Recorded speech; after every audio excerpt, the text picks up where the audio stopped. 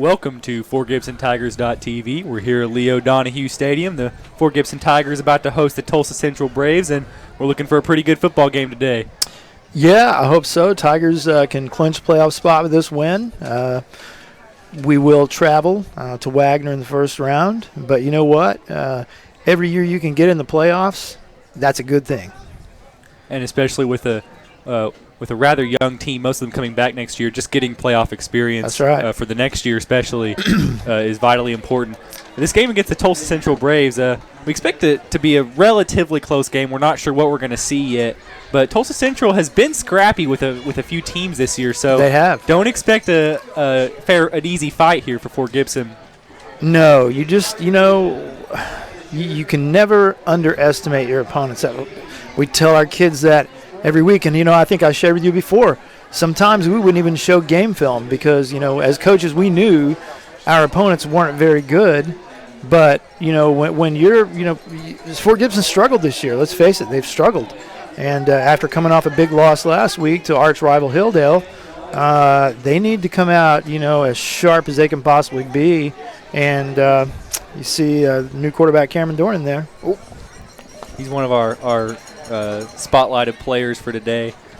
Cameron Dornan has kind of he came along in the middle of the season, and so far he's done a relatively good job this year of just going in and being ready for his opportunity to come and doing a good job when he went in. Yeah, made some pretty good tosses this year. I think hopefully tonight we'll see him grow up a little more. Of course, the Tigers got to travel to Broken Bow next week. Going to be a tough contest down there. Yeah. Anytime you go down to Broken Bow, it's going to be hard, but they're pretty good on top of that. So, sophomore quarterback comes in late in the season, and like I said, he's made some pretty good decisions for a sophomore. So, just got to keep growing up. The keys to the game right here. The first one is time management. We watched a little bit of Tulsa Central earlier, and they have a pretty good offense. Their quarterback can throw the ball, and they have a shifty running back, and they're going to try and hold the ball for a large portion of this game. So it's important to get Fort Gibson's defense off the field as much as possible and kind of keep the time even there. And then the next one is strong defense. Of course, that's going to come into play too. When Tulsa Central's got the offense that they do, they're going to give us a lot of different looks. Right. So Fort Gibson's going to have to be ready. And then the last one was late game play. Yep.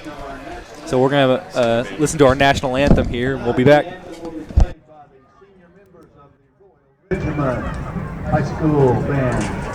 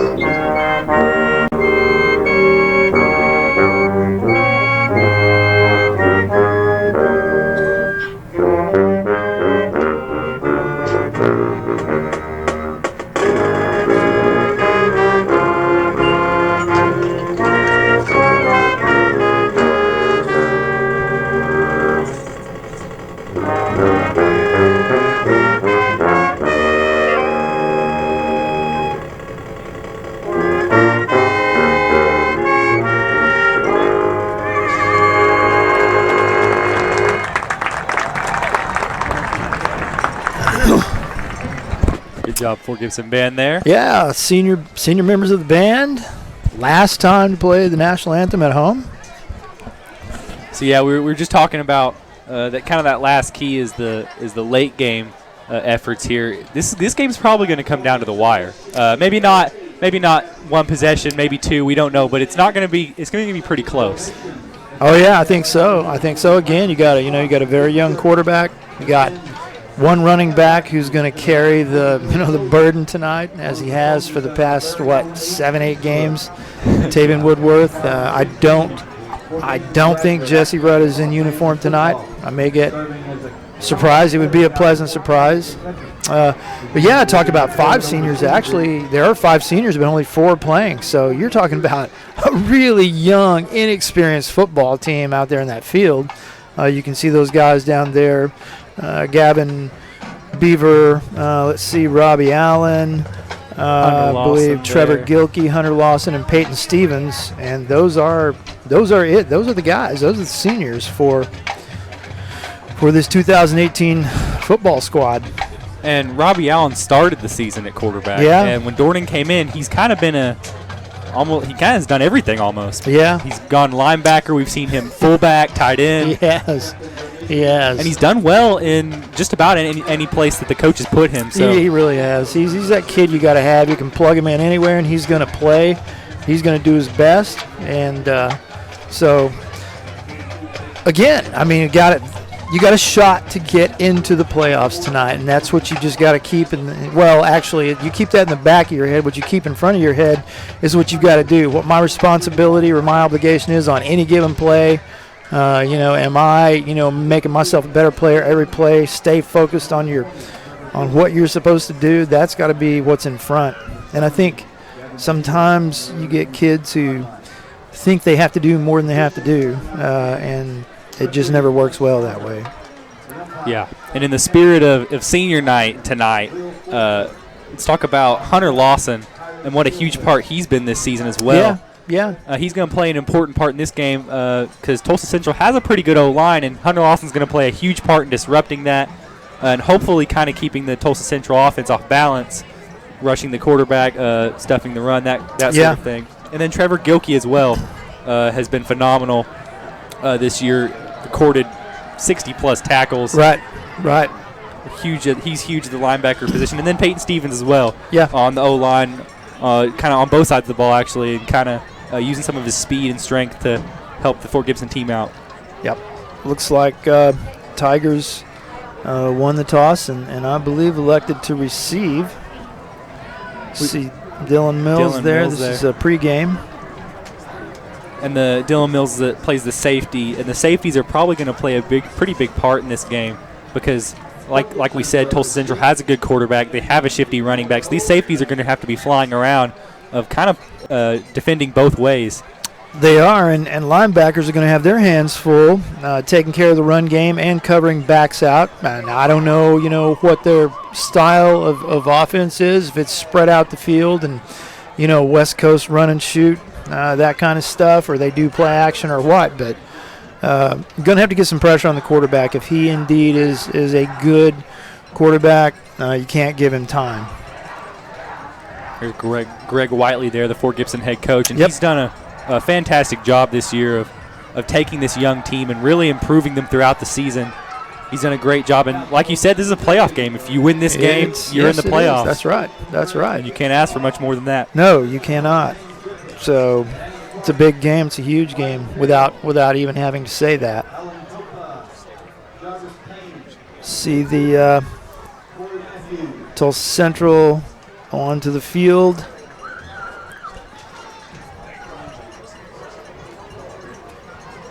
A big part of last week was there's Fort Gibson Tigers running out on the football field now. A big part of last week was against Hilldale. Tavian Woodworth continued to kind of run our offense through him. He's had over 1,200 yards this year, has been fantastic, and we're going to continue to rely on him, this game included, throughout the season. Yeah. Tavian's he's a quality player. I mean, he's a good football player.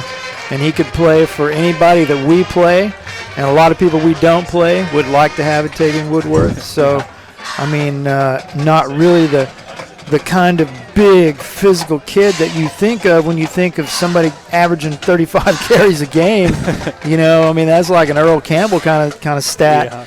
But he's solid, and so I just I think he's had a really good year. Really good year.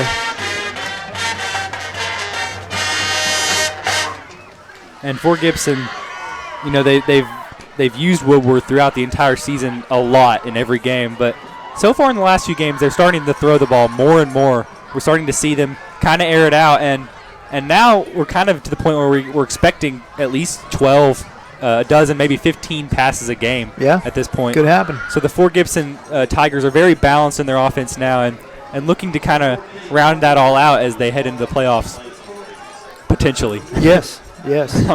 And I do see Jesse Rudd in uniform. I don't know if he's going to play, if that's him wearing number 4 down there. I don't even know that. But I do see a number 4 in uniform. There's a kick, and it's a short kick, and somebody better get on it.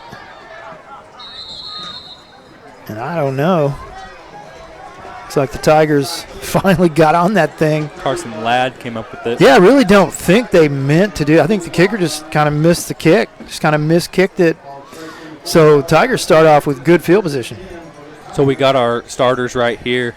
One thing we haven't talked about is the O-line. The O-line has done a fantastic job. They have done for Woodworth, getting to the second level, getting their blocks ahead of the line, and they've just done a great job this season. They have. So here's Dornan now under center. He's going to hand it off to Woodworth. He's going to run out to the outside. Yeah, we're going to get a hold there. He's going to go score, but that's all coming back. Woodworth running all the way into the end zone.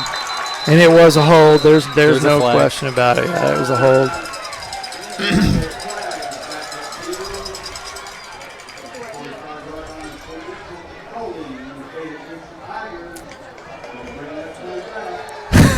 Boy, just nothing to take the air out of you like having first play from scrimmage, 60-yard touchdown call back. Not only that, now you're minus 10. Yeah. Fans are not happy, but I can tell you, they go back and look at the instant replay. There was a hold. Yeah. It was a hold. So we actually see Rudd is now in the game. Yeah. That's a good sign to see. Yeah, curious to see how he's going to do. So, wow. Yeah, first and, I don't know, at least 18.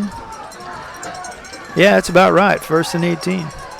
So Rudd's going to line up really on the outside, that strong side of that line, and they're going to hand it off to Woodworth. He's going to go to the weak side. He's going to run to the outside. He's going to pick up huge yards on the play. Great block there, that time by Lab. Yeah, kept him down on the ground, too. I like that. He planted him and then just landed right on top of him. So Woodworth runs all the way to the 40-yard line, second play of the game. Promising start for the Fort Gibson Tigers. Again, offensive line doing a super job up front. Just big gaping hole for Woodworth to run through. Just a little counter tray. Pulling those linemen, kicking out, cleaning up inside. Braves trying to get lined up some deep. They're going to pitch it this time to Codell Ford. He's going to use that speed a little bit to get the first down. Yep. He's going to pick up about 13 yards on the play. And good blocking again at the point of the attack. He had a soft corner over there. He was able to turn it up pretty quick. And so nice job by the O-line out there. And really, the Tigers, they need this kind of start. I mean, they do. They, after last week, that just smarts, when you get beat by a arch rival like that, truly an arch rival. And you need to come out and have a good show early. There's another good block. I think Tavian might have had some more room out here. But nonetheless, cut it up and picked up a yard or so. So Woodworth basically carrying all the plays here so far to the start of the game. And the Fort Gibson offense really started to take off running. It's going to be 2nd and 9 from the 27-yard line. Dornan under center.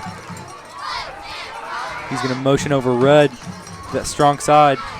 Yeah, that was just a zone play, just a zone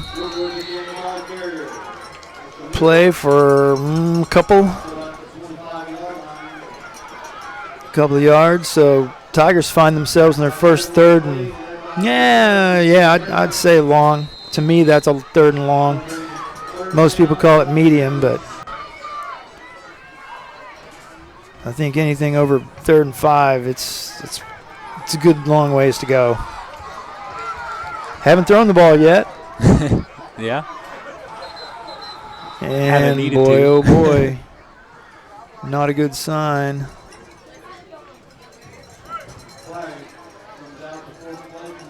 There's offsides, okay, encroachment. I date myself. It's always been offsides to me, but encroachment. So that's a big play. It is. It's a big So break. that's a whole different play call now. 3rd and 2 is a whole lot more fun to call than 3rd and 7. Yeah.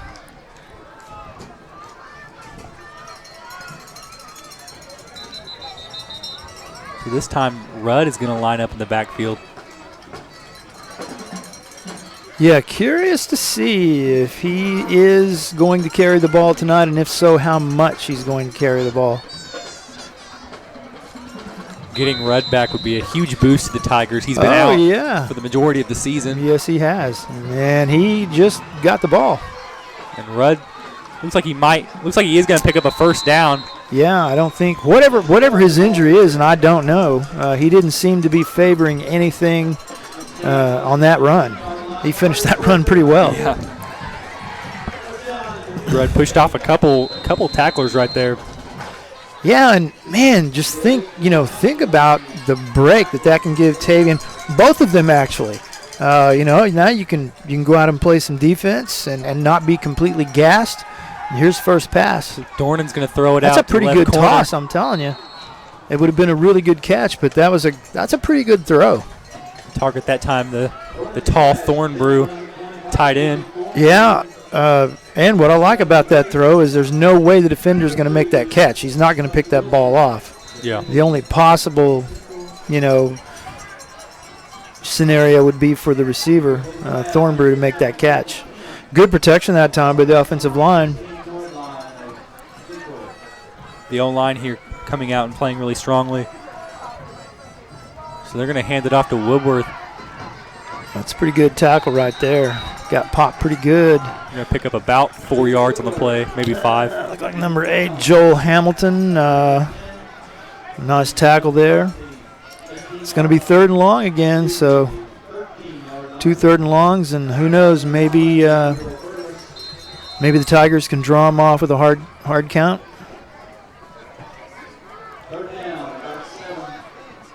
Got the field to the bench. That as a coach, that's always a big thing, because if you roll this way, you're much less likely to get a penalty, because your coaches aren't going to be holding like they're going to be hollering over on the other sideline.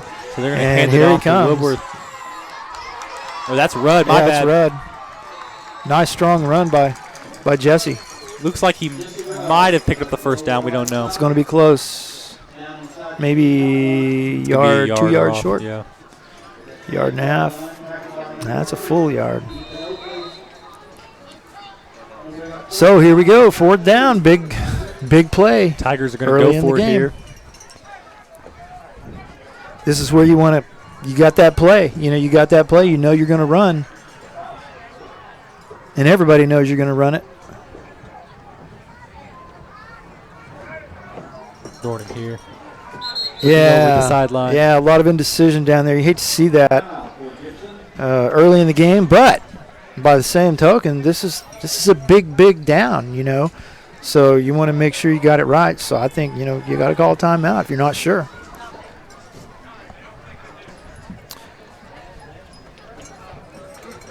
Yet to be seen how much Central's going to throw the ball. This could be one of those quick games. What was it? What game was that? The Sallisaw game? I think we were out of here like at 9:15. Yeah. That was maybe the quickest football game I've ever seen. There were like a total of, 7 or 8 passes that night. Yeah, I remember. Yeah. I remember getting out of that thinking, is my clock broken? Yeah. Yeah. I got home early enough to watch the sports. So the Tigers, let's see, they got slot set, one back. That means they got double slots. I think they have a Rudd in the backfield there.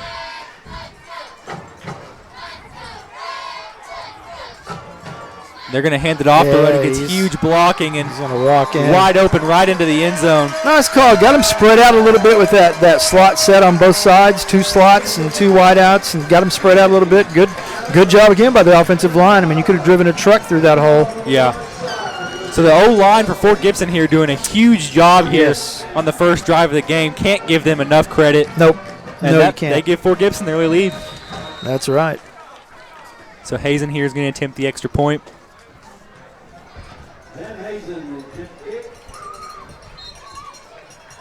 That's going to be good. Right down the heart. So here was 7:21 in the first quarter. Fort Gibson 7, Tulsa Central 0. And what have we seen so far? I mean, really just running the ball. Running football, yeah. Had 1 pass and really, I mean, I couldn't tell. That's a long way from here. Looked like maybe Thornbrew might have been able to touch it.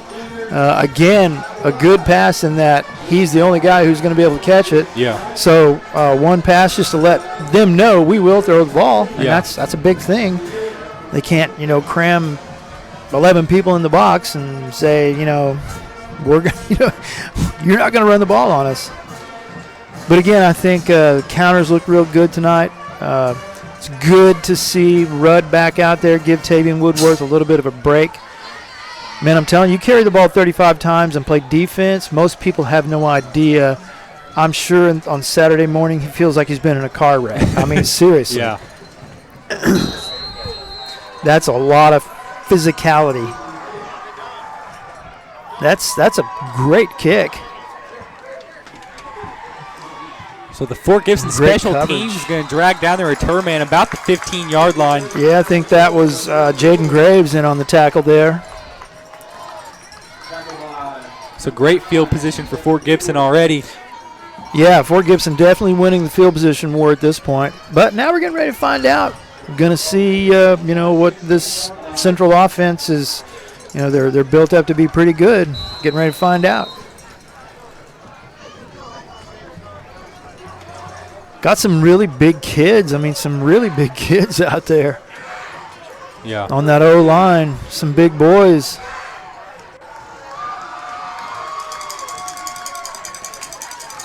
And I don't think they were set. Quarterback didn't give his offensive crew time to get set, and it's going to cost him 5. Oh, no. It shows you what I know. I'm telling you, with a coach's eye, they were not set. Everybody's got to be set for 1 second before the snap, and there were at least 2 guys moving. So, anyway. The penalty called on Fort Gibson. Yeah. I mean, I think maybe Fort Gibson crossed the line because of the movement up front. Yeah. See, there it is again. He moved again. You can't do that. That's a down lineman on the end of the line of scrimmage. How the line judge didn't see that, I will never know. But he moved a half a count early at least. And no flags. So there's our defensive starters for this game. We talked already about the seniors like Robbie Allen and Hunter Lawson, but so far this defense has done a pretty good job this season. We've had some hiccups, Poto and Hilldale, but all in all, the D-line's been good, and the safeties and linebackers have done a good job of getting the tackles. I believe that was Shook on that tackle. I shook. Did I say that? Austin Cooper. Carson Austin, I'll get that right in a minute on the tackle. It's about 2nd and 8 now, the 32. Yeah, and there's old number 56, the one-man awesome. wrecking crew, yeah. Yeah, he took care of that mess. Huge penetration there for a tackle for loss. So looks like the punt returning team's going to come out. Yeah, Central's going to have to do a better job of containing him, or it's going to be a long night, I can tell you, because you're going to have to double team him. There's no question about that. You got to double team him. They don't have anybody who can block him, single block him. So Tigers take possession. My mistake. Again. The offense is coming out. Yeah. Yeah, Tigers take possession and excellent field position.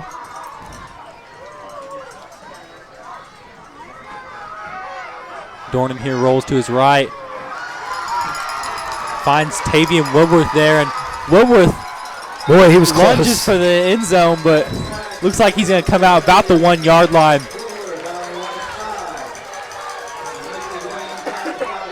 And we haven't really talked about this yet, but having Rudd be able to get in the backfield, it leaves Woodworth to be able to make plays, and same for Rudd. They can both make plays and even line up as receivers sometimes, and that is another huge boost to Fort Gibson.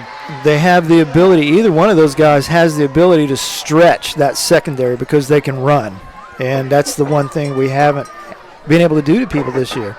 We haven't had that speed out there. Jesse Rudd there runs right through another big hole from the old line, and Rudd already with 2 touchdowns in this game. That's a pretty nice comeback, huh? Yeah. We've probably had, 6 carries and 2 touchdowns? Yeah. Not bad. Yeah. Not bad. So Jesse Rudd, glad to be back, I'm sure. Just great start already, and looks like Fort Gibson, their offense is just so much better when you can have both of those backs in the game. Yeah, and the psychology of this game, if you're Tulsa Central, really, you have nothing to play for. They're out of the playoff picture, and they've, driven all the way out here in the middle of nowhere to Fort Gibson, Oklahoma, coming out of Tulsa. And it's 14-0 with, 6 minutes left in the first quarter. Yeah. So, but the Tigers, here's going to be the tough job for coaches, keeping everybody focused.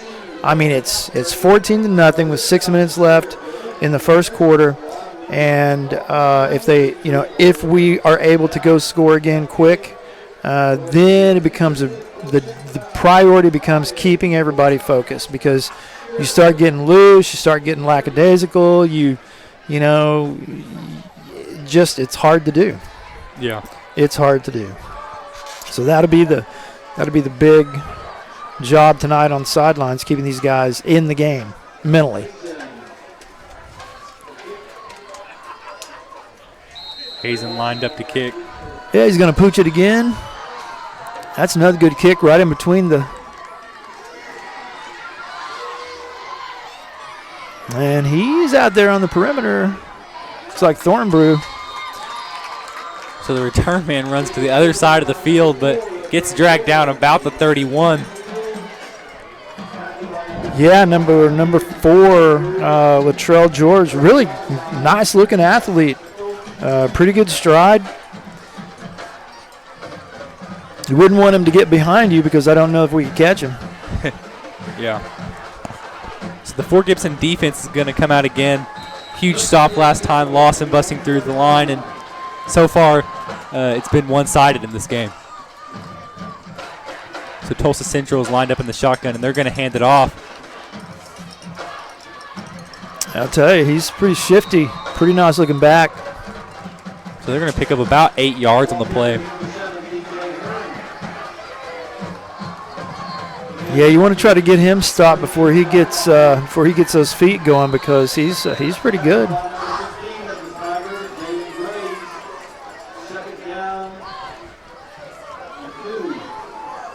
Fort Gibson putting 5 on the line here. And a fumble. Yeah. Good Looks like Fort Gibson jumps on top of it. Yeah.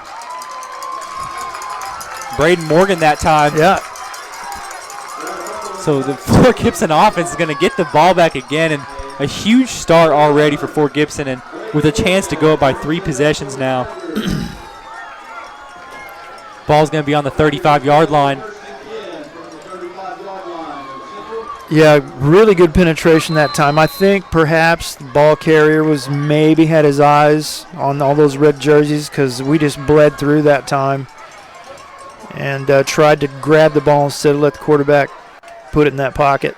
Dornan's going to hand it off to Woodworth. He runs to the outside and has a huge hole and gets all the way. Oh, wow. All the way to the 20, looks like the 17, and then gets dragged down pretty hard. Yeah, indeed. So Tigers knocking at the door again in the red zone for the third time in the first quarter. Still 5 minutes left in the first quarter, and they've been in the red zone 3 times.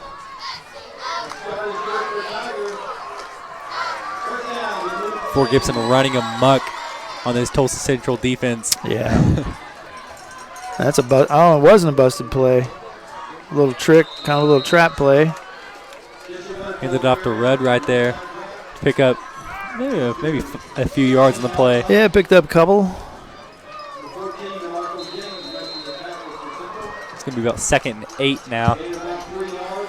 Dornan with the play into the huddle. So the Braves, their backs to the wall again. Dornan under center here with Woodworth in the backfield. He's going to throw it. Finds Carson Ladd there on the outside. Ladd dragging his defender all the way to the 2-yard line. Yeah. Good play that time by Ladd. Going to force a 1st and goal. That's the second completed pass now. The first one to Woodworth. Yeah. Yeah, when you have that back, when you can run a back out of the backfield and you have confidence in him that he can make the catch, that's a whole new dimension. Linebackers have double duty now. Because, let's face it, before, tonight, it was pretty much linebackers. We got to be responsible for number 21, and that's it. I'm serious. Yeah. That's it. And stop the run because he's not going to catch the ball. So, Braves, Tigers definitely don't need that help. Braves hurting themselves.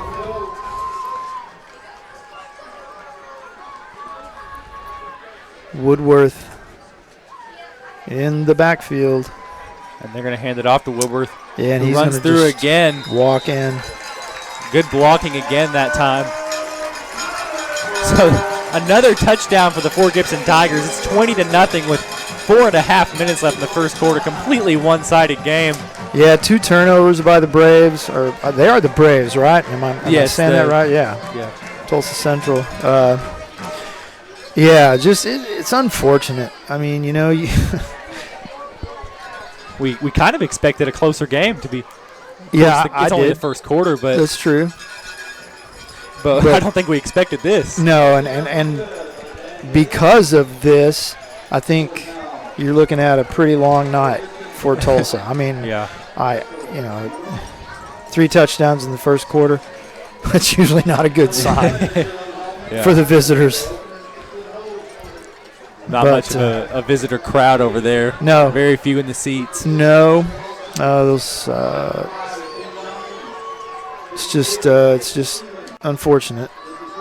Those kids out there playing, they're playing hard. And thought we had an injury down there, but it's just a cheerleader getting ready to do push-ups. Cheerleaders may do a lot of push-ups tonight. They may have to do it and make it a team effort. So Hazen lined up to kick again.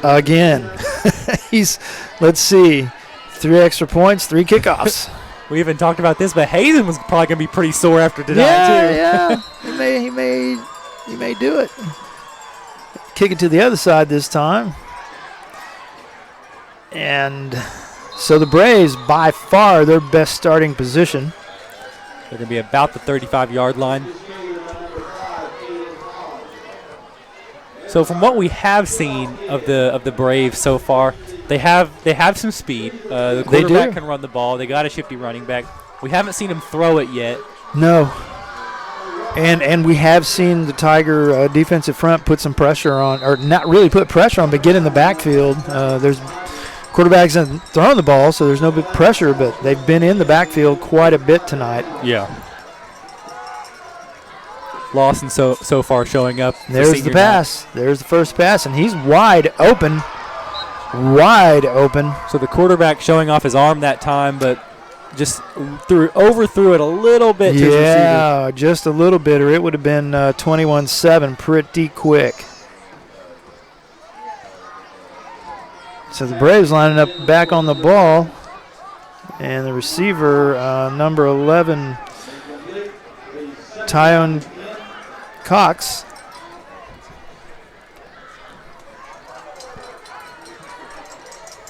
Cox, a fairly big guy, 6'1". Yeah, he's a good size athlete. And here's quarterback showing his moves. And couldn't really get anywhere. The Fort Gibson defense that time did a great job of applying pressure and then just catching him in the backfield. Yes, Woodworth, Ford, and I believe it was Jaden Graves also in on that tackle.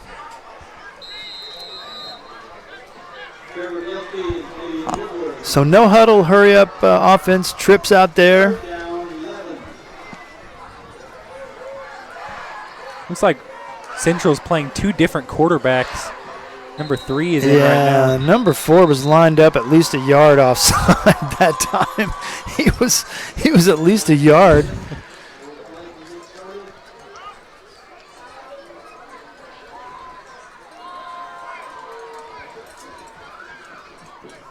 Standing right in front of Coach Bradley.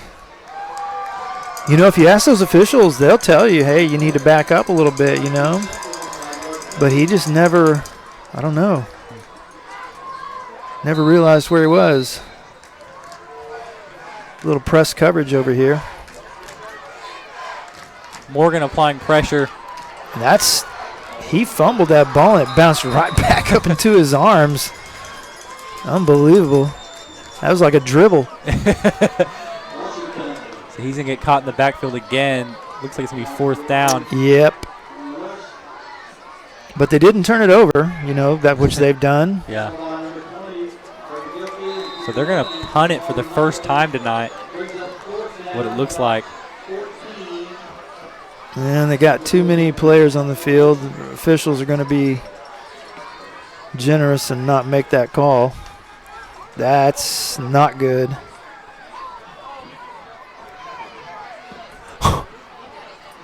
Well. So Fort Gibson gets the ball around the 50. Yep. About a 25-yard punt there. Yes. And unless the Tigers throw it here, I'm going to go out on a limb and say it's either going to go to number 21 or number 4. So I won't bet against that. It's my brave prediction for the night.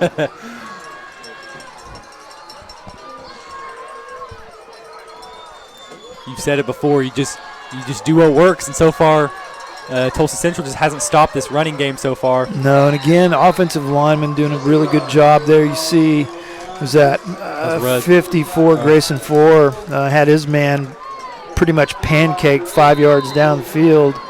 So that kind of effort shows. Those offensive linemen, you know, they don't get their names called, but when those guys really have a good time is when the offensive line coach is saying, watch this block, you know, in game and film time. Yeah. So here comes pass. Dornan off target. Yeah, and I think number 9, the linebacker for the Braves, again, Gabriel Burris, good job picking up back out of the backfield that time. So they've watched film. So it's going to be about 3rd and 4 now for the Tigers here. This is their first 3rd down at midfield. Yes. Rudd at the top of the eye, and that's who takes the ball, and he's going to be brought down quick. Number 6, Marcus Jamison. So the Tigers probably going to have to punt the ball here. Fort Gibson has had the better field position all night, and they're going to continue that now with this punt. Yeah, I think you can about count on them to run a hard count here. Dornan will try to bark it out pretty loud and draw the Braves off sides. And he's not going to do it. They're going to run the play. Dornan's going to throw it. He sure is. That time, Codell Ford in and out of his hands. Yep. A a pretty good pass and a pretty good play that time by Ford of kind of positioning himself so that the defensive back couldn't make a play on it. Yeah.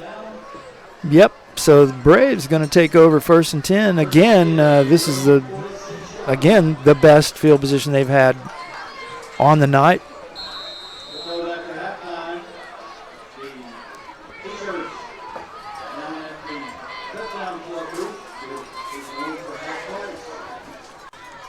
So it looks like we're going to see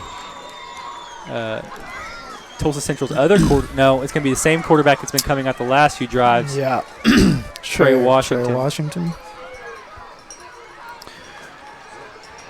And he's going to get caught in the backfield. Fort Gibson that time with good penetration. yeah, I think that time is Anthony Maldonado, and on the initial hit. There's a young guy who's played pretty well this year. Sophomore, 5'11", 240. He's played pretty well. I'm sure the coaches are excited about his prospect.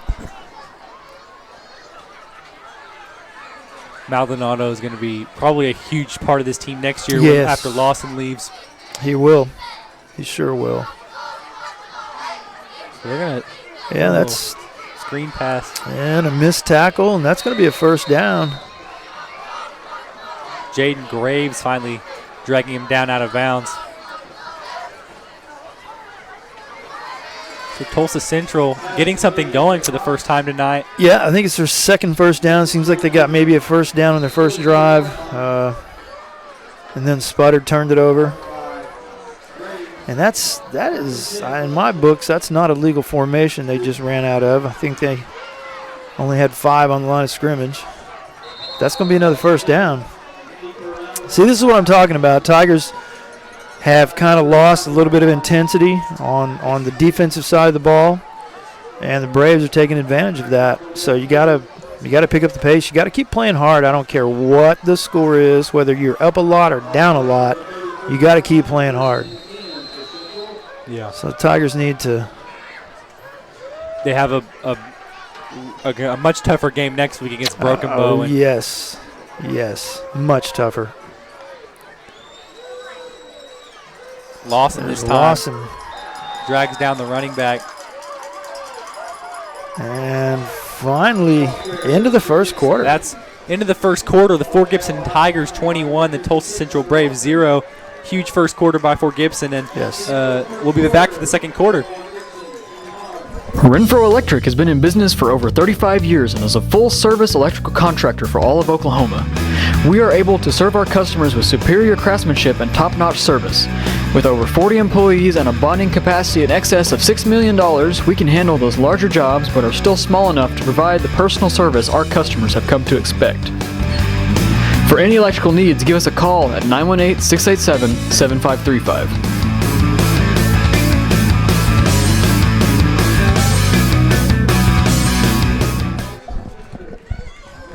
And we're back here with FortGibsonTigers.tv. We're here almost starting the second quarter here, and Fort Gibson so far getting off to a huge start, 21-0. The offense, Tavian Wilworth and Jesse Rudd both have been sharing the carries, and have been phenomenal. Yes, they have. See Coach Johnson there barking out some commands to his defense. And you need to shut this mess down, guys.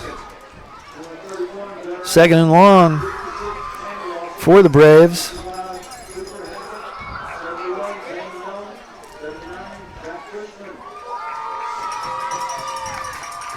So Fort Gibson holding one of the biggest leads it's held all season, and so far we are starting to see the effort go down a little bit, but they've done a good job of keeping it. Well, that was a pretty good play there by the quarterback because he got hit pretty good. And that's going to be almost a first down. Looks like it might be. No, it is going to be a first down. Yep, it's 1st down. You know, the official was watching him, the line judge over here, almost looked like he was calling it out of bounds, but maybe he's just scooting the Fort Gibson line back.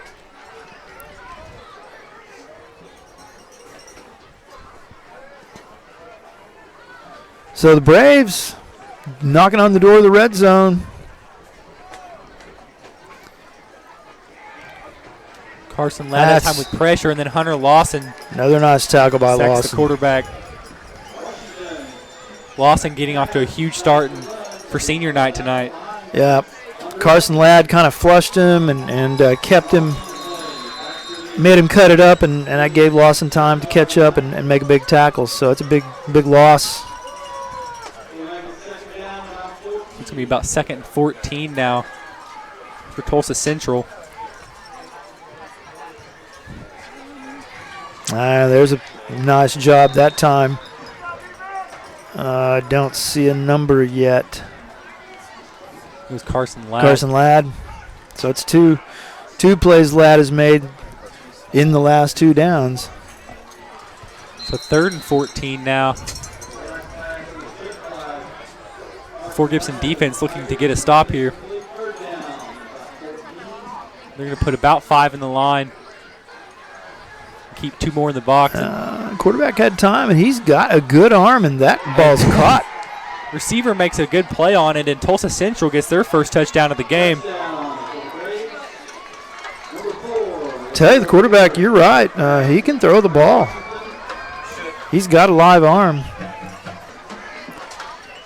So Fort Gibson 21, Tulsa Central 6. He threw that ball, I don't know, close to 40 yards, right on the money. Yeah. So Central's going to go for 2. Not even pretending to kick.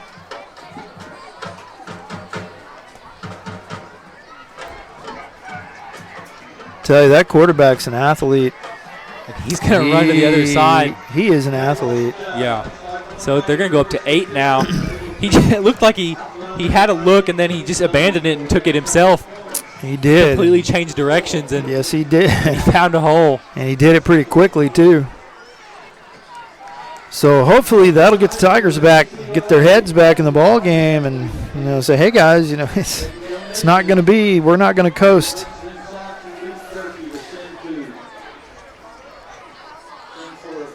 And these games, man, they're just always scary. I mean, they're always scary. You know, you're more disciplined. You have, front to back, you're better than Tulsa Central, but. I mean, they have some guys who can play, they can play. And they can hurt you just like we saw on that extra point. So this kick, and I'm telling you, this is scary too, because you saw the initial kickoff. I don't think he meant to onside kick the ball. I think he just kind of missed it. So it's kind of that unknown factor. You just don't know where it's going to go. Yeah.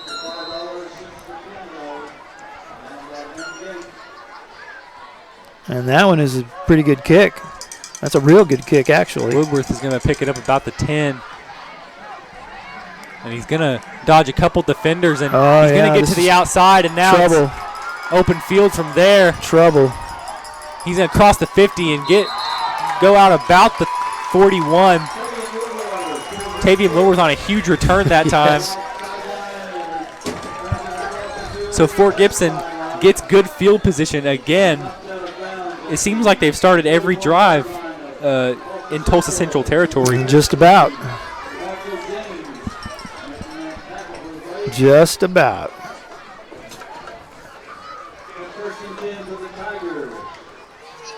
So Rudd's going to be in the backfield this time.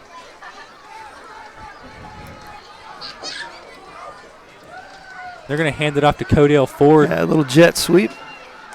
Oh, Ford got popped pretty good. I heard that all the way up here. Yeah. Pretty good hit. Picks up, 3? 3, maybe 4 on the play.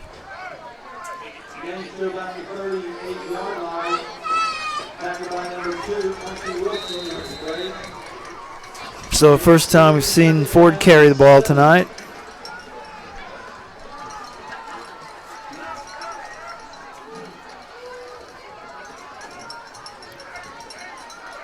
Dornan under center. He hands it off to Rudd again. He's going to pick up a couple more yards on the play. It's going to be about 3rd and 3, 3rd and 4 maybe. Once again, you see 4 and Stevens and Lawson right at the brunt of that attack. So Tulsa Central doing a little bit better job defending the run now. Yeah, I think they are. I agree. They're lining up a lot in the box now. Yeah, and just bringing linebackers and, once again, you do things, and as a football coach, you look at that and you say, well, that's unsound because they just, they can't cover this and they can't cover that. If you throw to their back out, you do all this stuff. But when you do stuff like that, it's hard to block because typically you don't see that. You don't see a really good football team, just sending people from every direction, and it's hard. Typically see like this is 4th and long, and there's a back out wide open. Dornan that time. Oh, wow. Carson Austin laid the wood to him. Carson Austin with about a 20-yard reception there. Yeah, it was a nice call, nice play, nice execution on the part of the quarterback and Austin. And that's something that Tulsa Central is going to have to figure out if they want to stay in this game is how do you stop the run but also try and keep us from throwing the ball. Yeah, and when you got a fullback like Austin who's a good blocker and a decent running back, I mean, he's even been at the tailback spot before, a couple of downs.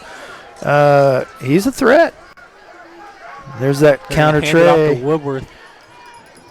Oh, boy. Stays on his feet after a couple broken tackles. And yeah, it's time to go down and get hurt. He's not going to get very many yards in Situations play. like that, yeah.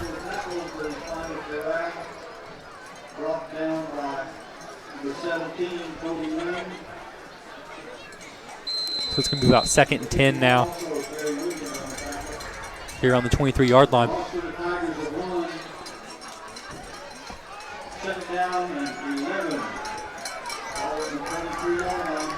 Yeah, see, they're jumping around trying to get lined up, and it's hard to. Woodworth has a huge hole there on the right side. He goes all the way through. That's a touchdown. For Gibson 27 now.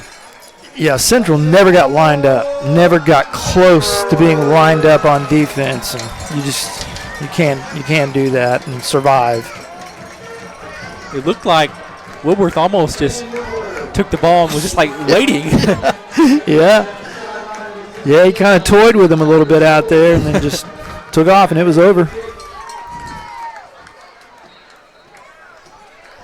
So the PAT is good.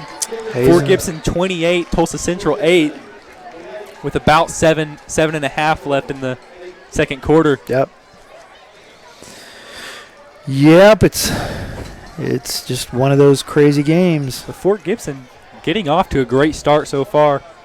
Woodworth that time getting a lot of the carries, but Rudd has really come on strong, and he looks like he might be back to full health now. It's been a huge difference. I mean, just obvious from the get-go. I mean, Tavian knows now that he's not going to have to carry it 35, 40 times.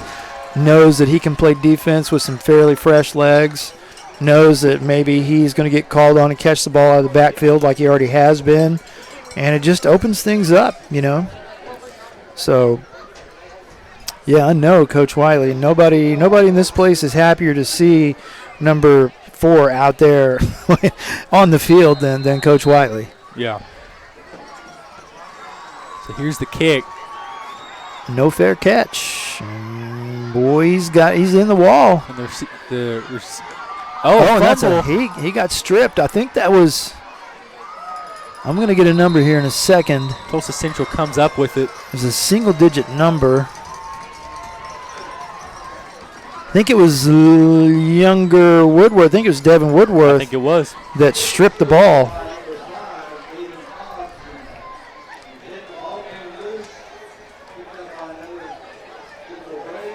So the Fort Gibson defense going to come out again.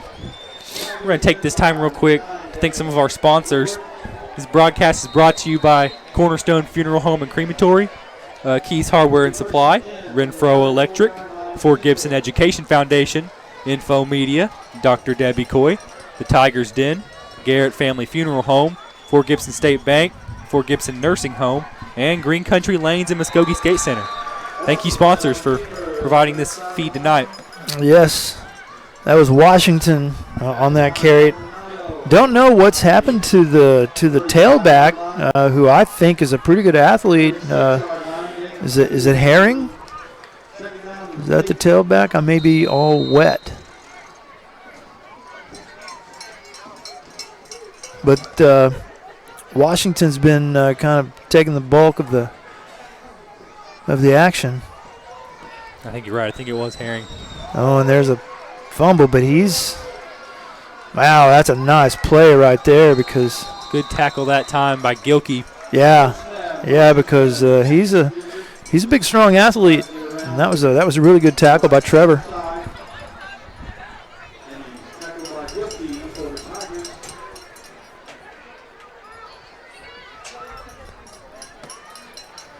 So was not aware that. Well, I'll take that back. Hilldale over Stillwell, 22-0 right now. Wagner over McLean, 14-0. You know the score here. Broken Bow over Sallisaw, 15-7. I'm telling you, Sallisaw to me was just the strangest thing because they just looked like a better football team than their record would indicate. Yeah. And I mean, they're within 6 points of Broken Bow, or 8 points, excuse me. Maldonado again on the bottom of that pile. Yeah, they're the Iowa State of Oklahoma 4A football. Yeah, Morgan also getting up, and also Hunter Lawson. Pretty familiar trio right there. So it's going to be 4th and long now. And looks like Tulsa Central's going to try and punt it.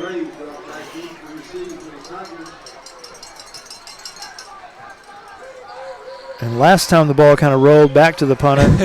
This time it's not bad. That's a pretty good punt. It really is. Got to get away. So the ball down about the 38. So Fort Gibson starts with, I think for the first time, with the ball in their own territory this game. So far, they've done a good job on special teams and on defense of preventing that. Yes, they have. Poto up on Muldrow, 17-0. That's in the second quarter, so Muldrow putting up a pretty good fight, or Poto just coming in kind of lackadaisical one.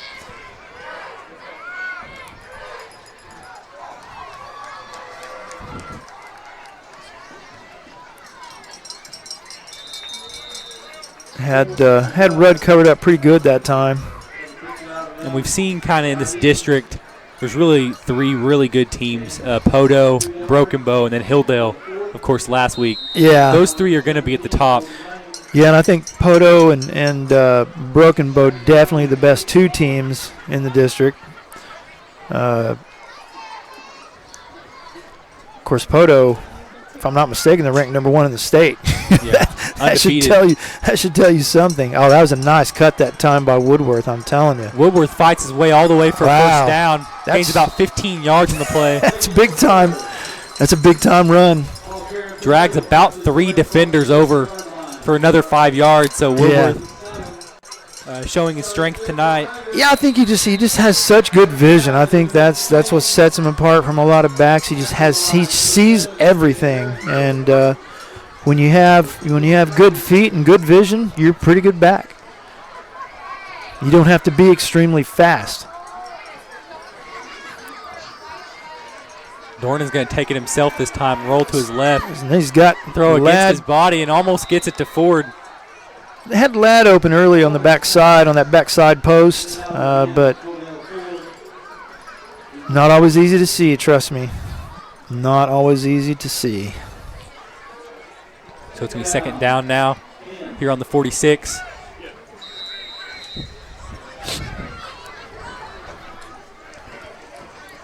It was really good play fake that time. I thought he did a good job getting out. He's just got to learn to get that ball up a little quicker, and he will learn. He will learn.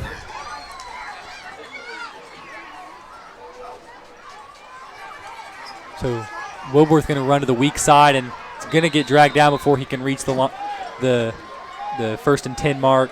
Yeah, he got hammered pretty good that time. So it's going to be 3rd and 10 now.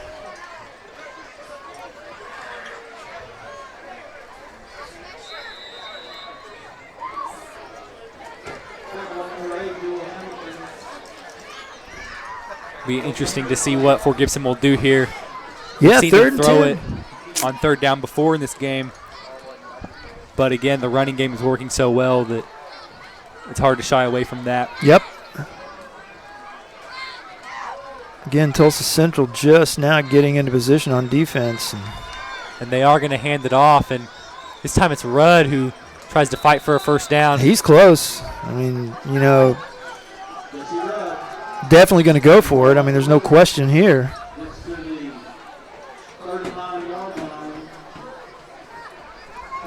It's going to be about a yard.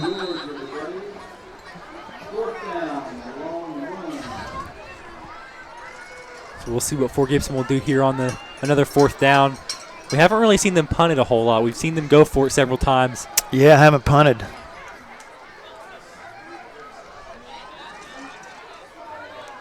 Lined up in the I formation with Dorn under center. He's going to take it himself. Oh, got a flag down. Don't know what that is. Usually if it comes from that sideline, it's going to be against Fort Gibson. And it is. You got 6 coaches over there yelling something, you know, he's moving, he's, you know. I mean, you just do that. Sometimes it works, as it did in this case. I don't know if somebody moved or not, but. So this time it's going to be 4th and 7. Yeah, and I'm not sure. I think that might have been a 6-yard penalty because it was 3rd and 1, but now it's 4th and 7. So I don't know. See how mixed up they are over there? I haven't seen that before. That's going to – nope. So ball goes over on downs. That time Dylan Mills is the target. So Dornan pass a little short, and then they're going to hand it back to Tulsa Central. They're going to get the ball about the 44-yard line. Yeah.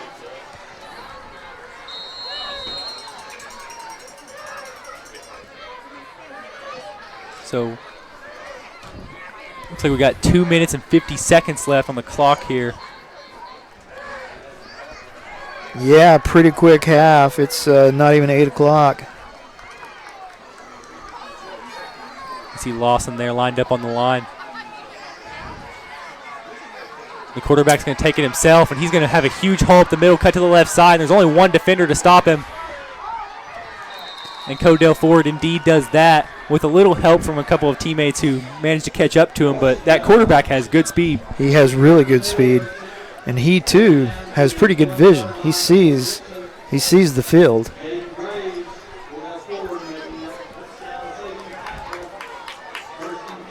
So it's going to be 1st and 10. Tulsa Central in the red zone here. They're ball about the 13-yard line. And it looks like Fort Gibson's going to call a timeout. Yeah, you don't want to let them score. You really don't. So Fort Gibson 28, Tulsa Central 8 here. This is Fort Gibson Tigers.tv, and we'll be back.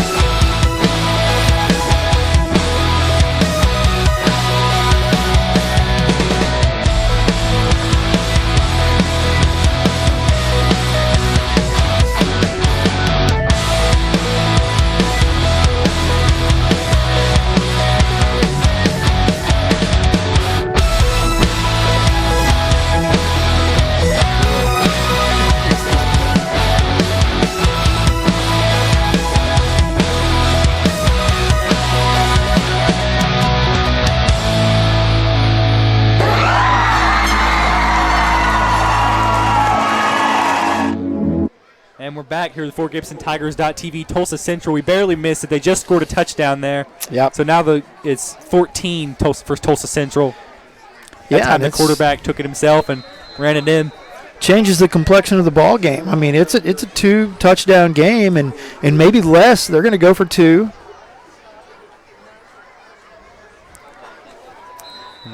The pass is off target. Yeah, so you just can't let him get going. I mean, you cannot run by him. You can't run at a guy like that. You've got to get to what we used to say, get to the back heel, get to the heels of the offensive lineman and settle and try to make him, I would rather him throw the ball than run it.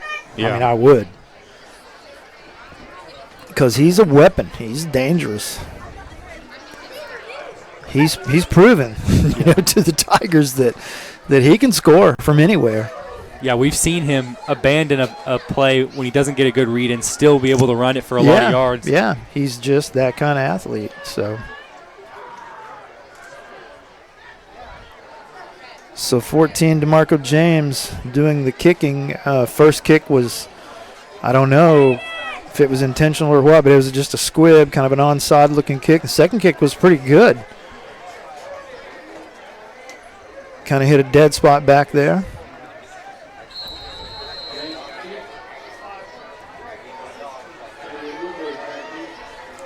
And here's the kick. And that was there's another one just kind of squibbed out of bounds.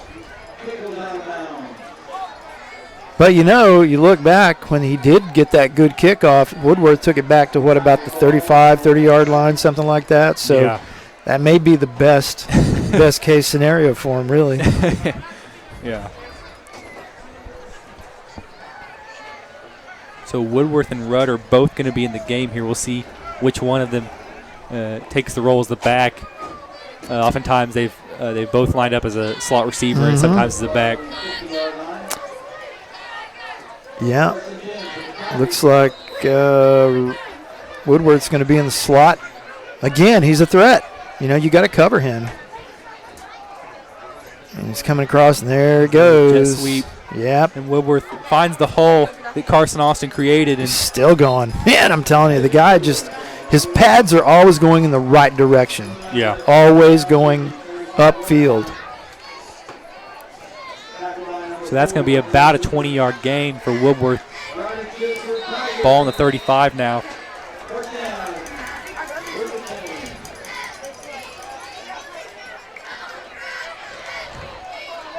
Rudd in the backfield. They're going to hand it off to Rudd, who runs up a hole in the middle. Yeah, nice running. Good vision that time by Rudd. Another first down for the Tigers. Yeah, I don't know if you noticed or not, but when Woodworth went across the formation in motion, the linebackers just took off, and that opened that hole up wide open for Rudd.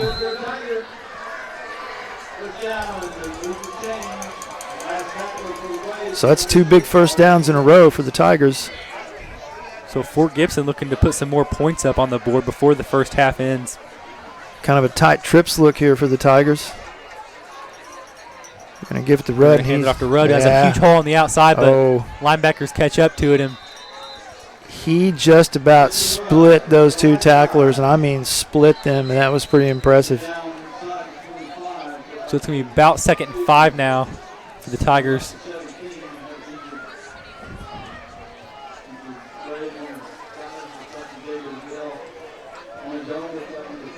It's like number 30 shaken up. Ethan Oakley, 6'3" defensive end.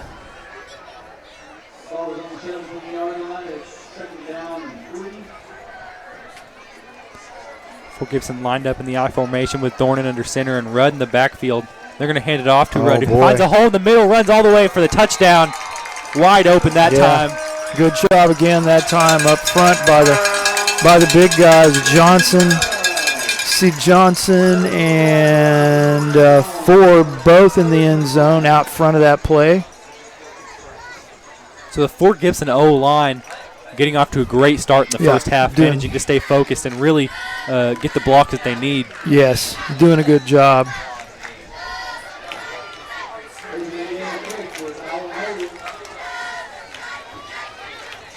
Suzanne Hazen with the extra point attempt, and that is good. So Fort Gibson 35, Tulsa Central 14 here in the first half. Fort Gibson off to a huge start. Yes. Hasn't really been stopped on offense.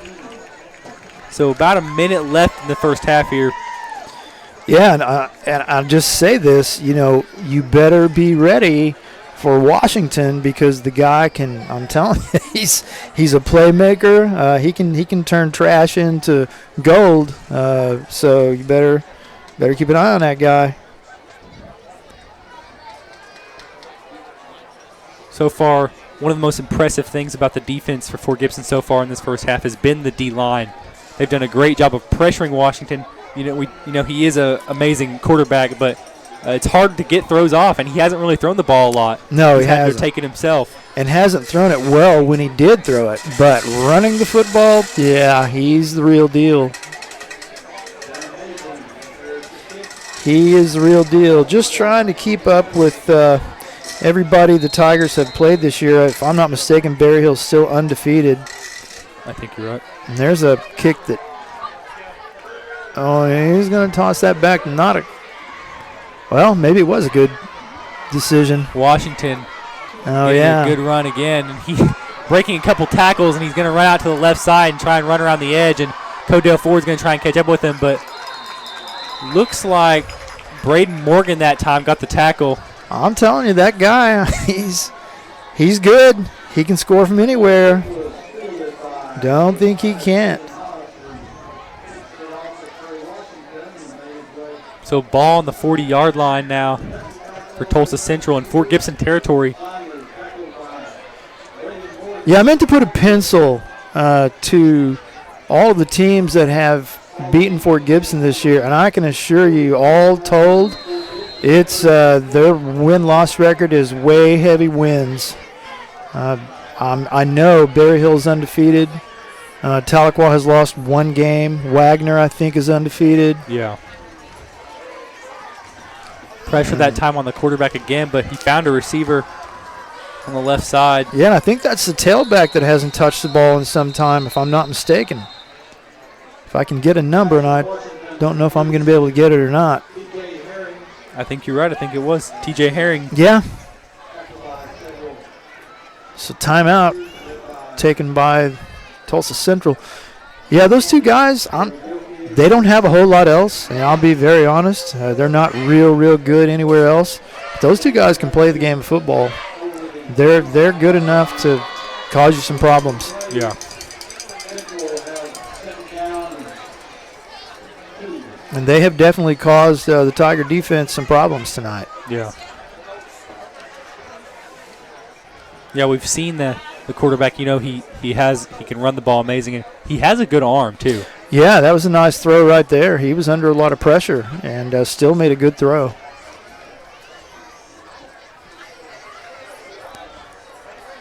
So with the ball on the 35-yard line, it's going to be about 2nd and 2 here for Tulsa Central. Yeah, 38 seconds left in the half.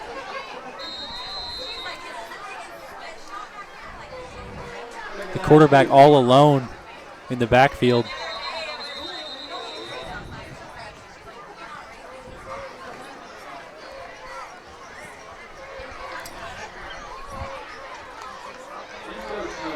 It looks like we're going to get offsides again for Fort Gibson. Yeah, going to be a first down. First down the easy way. So ball on the 30-yard line now. They've got 30 seconds to get 30 yards for Tulsa Central. Yeah, if that ball's in Washington's hands, he can cover 30 yards a lot quicker than 30 seconds. Yeah. Oh, and there's a bad snap, and Fort Gibson, the ball keeps going around, but they're going to jump on it.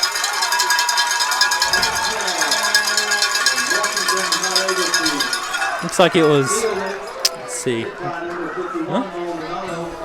Maldonado is what I heard over there. Don't know if. Looks like it was number 72.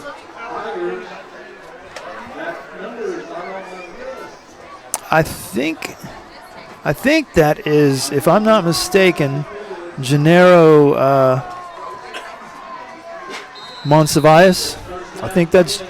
Pretty sure that's Gennaro Monsivius. Okay. And I don't know if I'm saying his name. Neat kid. I mean, he comes in every now and then, and he's a pretty funny kid. Oh, boy. Interception thrown by Dornan. The defensive back's going to get dragged out about the 25. Yeah, that was number 4 that we talked about earlier, Latrell George. Good-looking athlete, and I'm telling you, the guy can fly. Yeah, there's a lesson learned right there by young Dornan. You never throw the ball late across your body. Yeah. Because your body will lie to you. It will tell you you can make this throw, but boy, when you're running against that right arm and you're throwing backwards basically. Unless you were Baker Mayfield. Yeah. I don't know too many of those. Yeah. Don't know too many of those. However, I don't know if you saw the stat. Kyler Murray is ahead as far as quite a ways ahead. Murray has done a fantastic job this year. He's quite the athlete. And here he goes. Washington again. Here he goes. Taking himself and gets at least 10 yards. He can come out about the 16. Tell you, that guy's fun to watch. He's wearing the wrong color. He's fun to watch. So about 11 seconds left now for Tulsa Central. The Fort Gibson defense here just looking to get a stop and run the clock out. So timeout, Tulsa Central. And they're going to go over what they want to do now.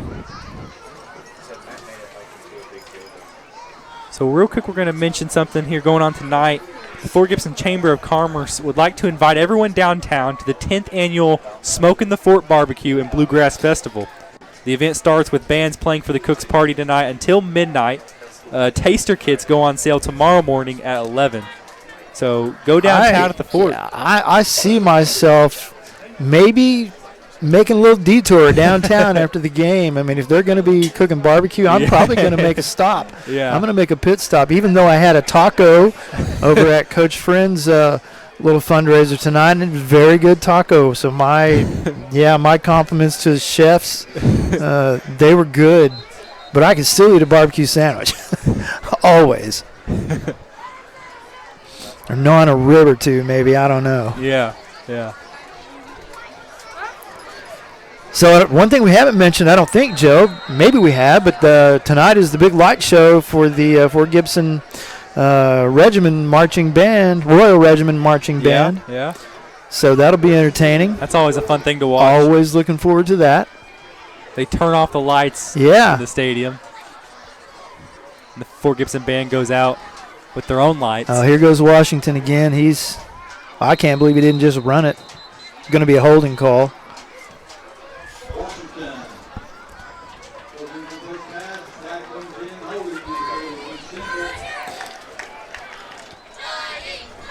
So about 5 seconds left now.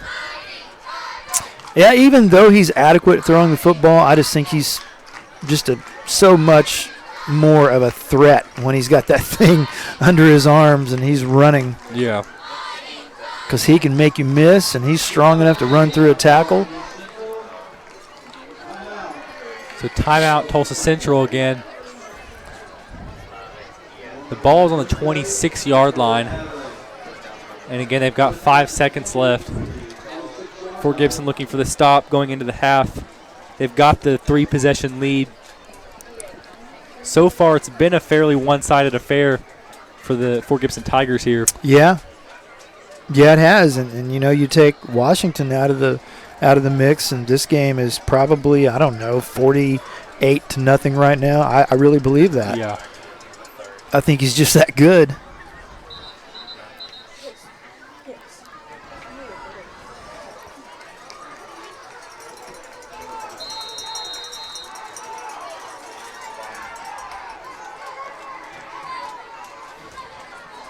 Washington all alone's going to throw, but he's going to miss the target. Yeah, I don't know. That one kind of looked like something that was drawn up in the dirt. Didn't. Yeah. There was not a lot of organization to that play. So it's going to be 2nd and 20 now with 1 second left. Honestly, I don't know what the coaches are thinking. I mean, I think I just drop back and run quarterback draw and win or lose with Washington. Yeah. Of course, we have seen him throw it deep a couple times. Yeah, we have. A touchdown, in fact.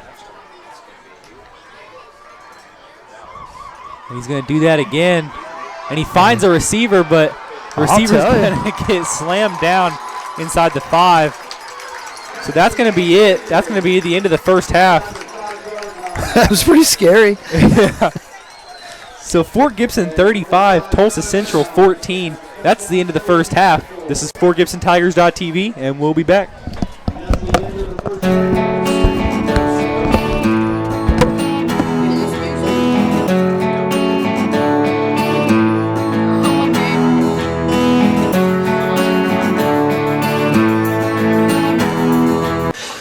I got all these VHS tapes, just don't know what to do. I'm bringing them to the high school, the one will take care of you. $10, $10, $10, all you need to get your VHS tapes on DVD. All proceeds go to TigerVision to get new cameras and equipment. $10, $10, $10, all you need to get your VHS tapes on DVD. Other formats available. Fort Gibson Education Foundation's desire is to help our students receive the best possible education our community can provide. We make every effort to be the highest quality educational system in the state. Donations equal opportunities, opportunities for students and teachers to be their best. An opportunity to build, design, and compete. An opportunity to create, design, and share. An opportunity to encourage, develop, and provide. An opportunity to travel, process, and gain real-world knowledge. An opportunity to honor, celebrate, and inspire. When you donate to our Fort Gibson Education Foundation, 100% of what you donate goes back into our classrooms for students and teachers so we can give them as many opportunities as possible. We are your Fort Gibson Education Foundation.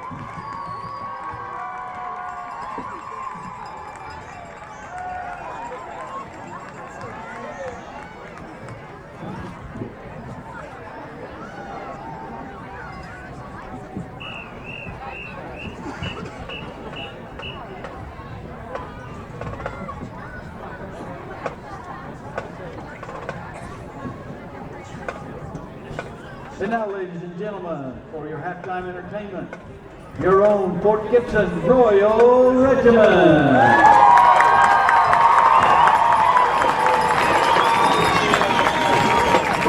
The band will be performing their 2018 competitive show entitled Indigenous.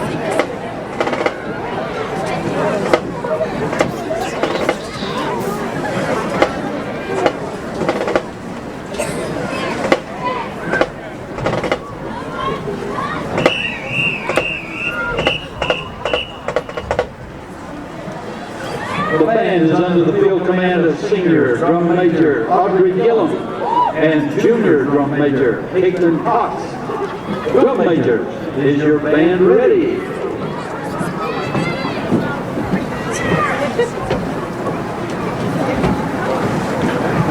You may take the field for halftime performance.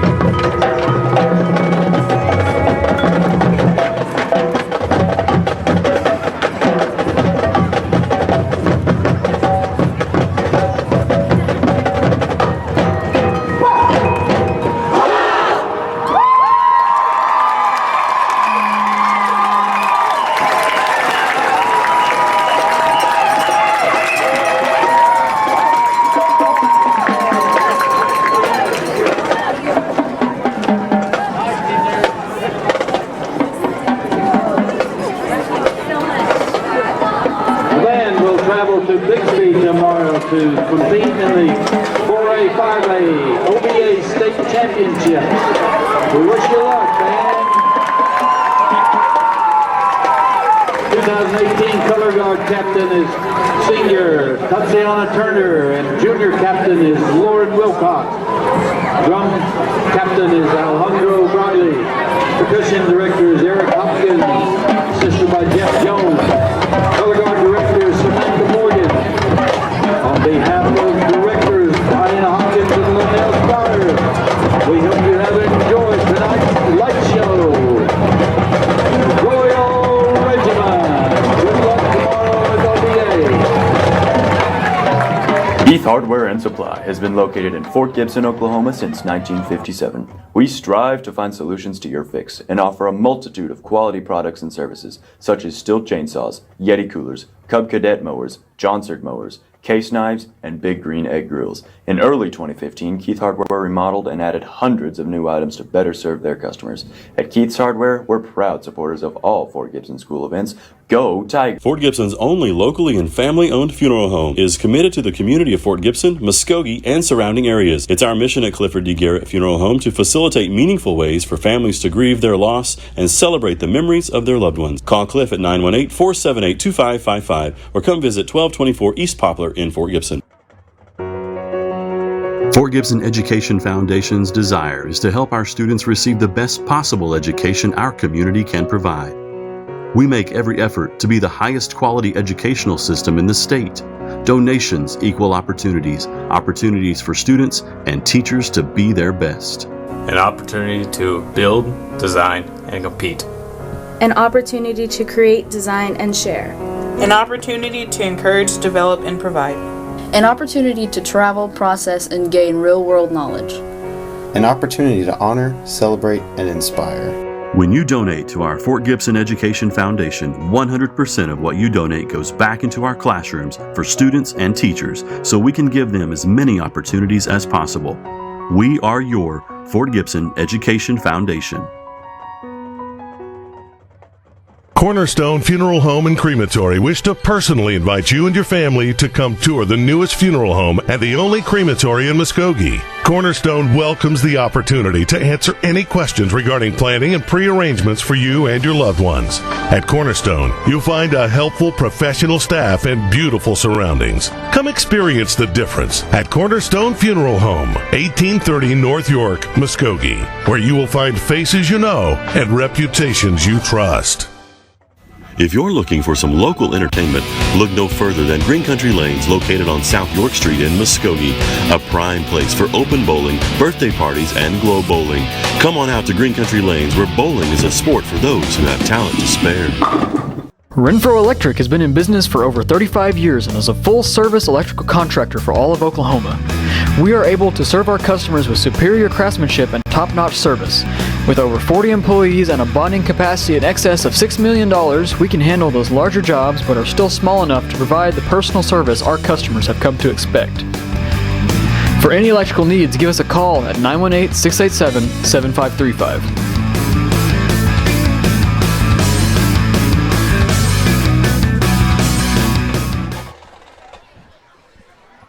And we're back here with Fort Gibson Tigers.tv.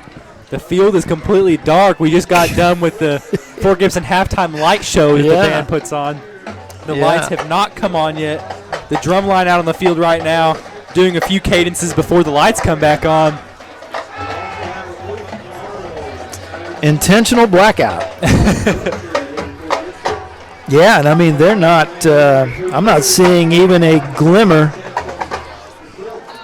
I think, you see, I didn't even hear, I guess last week the lights went out of Hilldale, what, 3 times, 4 times? Yeah, it was crazy. Well, I can remember coaching. In fact, I remember we were playing Adair one year to go, well, for the district championship. And one bank of our lights went out. I mean, there was no getting them back on. I don't know, something melted down. I don't know what. But the officials, gave Adair, since they were the visitors, they're like, okay, here's your options. come back and finish it tomorrow or finish it with one bank of lights. And we were just praying, please, let's just finish this game tonight. And they did. Wow. Fortunately, we had a really good lighting system, and half of them were good enough. So, golly. Yeah, we finished that game with half the lights. So the light's not coming on yet. No. Looks like the drum line might be out there for a while. Yeah, their hands may be tired.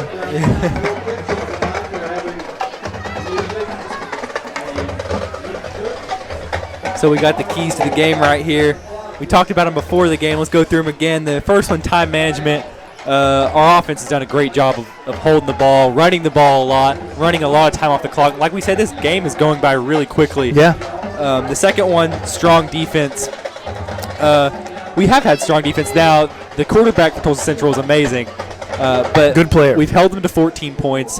We've really won the line of scrimmage, especially on the defensive side. Well, on the offensive side too, but defense has been very strong. And going into this, the third one was the late game effort.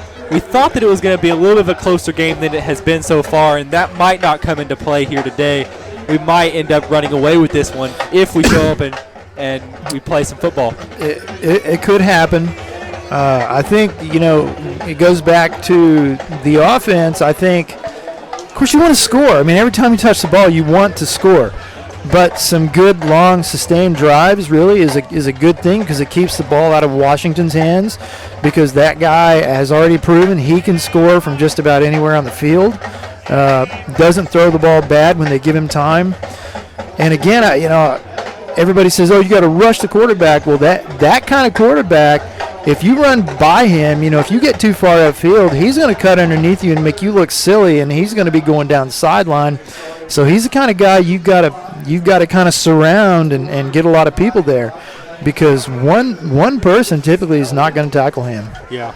He's that kind of athlete. Lights are slowly coming on.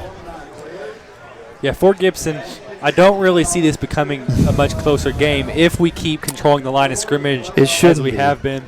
It shouldn't be. You're right. On the offensive side, our blocking on the O-line has just been incredible. Been outstanding. They've made amazing holes for Woodworth and Rudd to run through today. Yes. And that's another talking point we can bring up is Rudd. He's getting a lot of playing time today. Looks like he is 100% back, and he's had a couple touchdowns already. Yeah, I don't think you can overemphasize, the importance. He's a game changer kind of kid, Yeah, we've had Tavian Woodworth to carry the mail, and he's done an unbelievable job. Like you said, he's got 1,200 yards before tonight. But, when you're carrying the ball again 35, 40 times a game, and then you're turning around and playing defense, he's not Superman. He's a good football player, but nobody can do that. I mean, it's just impossible. Yeah, we've seen him, and he's played really well at the safety position, too, on the defensive side. He's gotten a lot of tackles so far this year. Yep. I got to coach a guy who played in the NFL, LaShawn Johnson, and he never played a down of defense. Really? That's at the 2A level. He started for 2 years at tailback and never played a down of defense. So, it's no wonder he rushed for so many yards. He just had to go one way, and that was it. So It makes a huge difference. Yeah. It just makes a huge difference. Yeah, so far the O-line is doing a great job, and we've seen us throw the ball a little bit, not a whole lot. We had an interception in the first half, but so far Dornan's been pretty good. Yeah, he has throwing the ball. He has. He made one terrible mistake, like we said. He's rolling away from his arm, having to throw across his body, and when you throw the ball late, doing that 9.5 times out of 10, it's not good, because you just can't put enough mustard on the ball. He doesn't have that kind of arm strength. He's not Baker Mayfield. He's not, of course, you're not even John Elway. I didn't even know if you remember John Elway or not. Broncos. Good look at Dylan Mills there, warming up. One of the juniors coming back for next year. Right next to him, Mr. Rudd and Chandler Wing. And the lights are coming on. Can we get a shot of the moon? Can anybody get a shot of the moon under that? That's pretty cool. A little harvest moon action going on out there.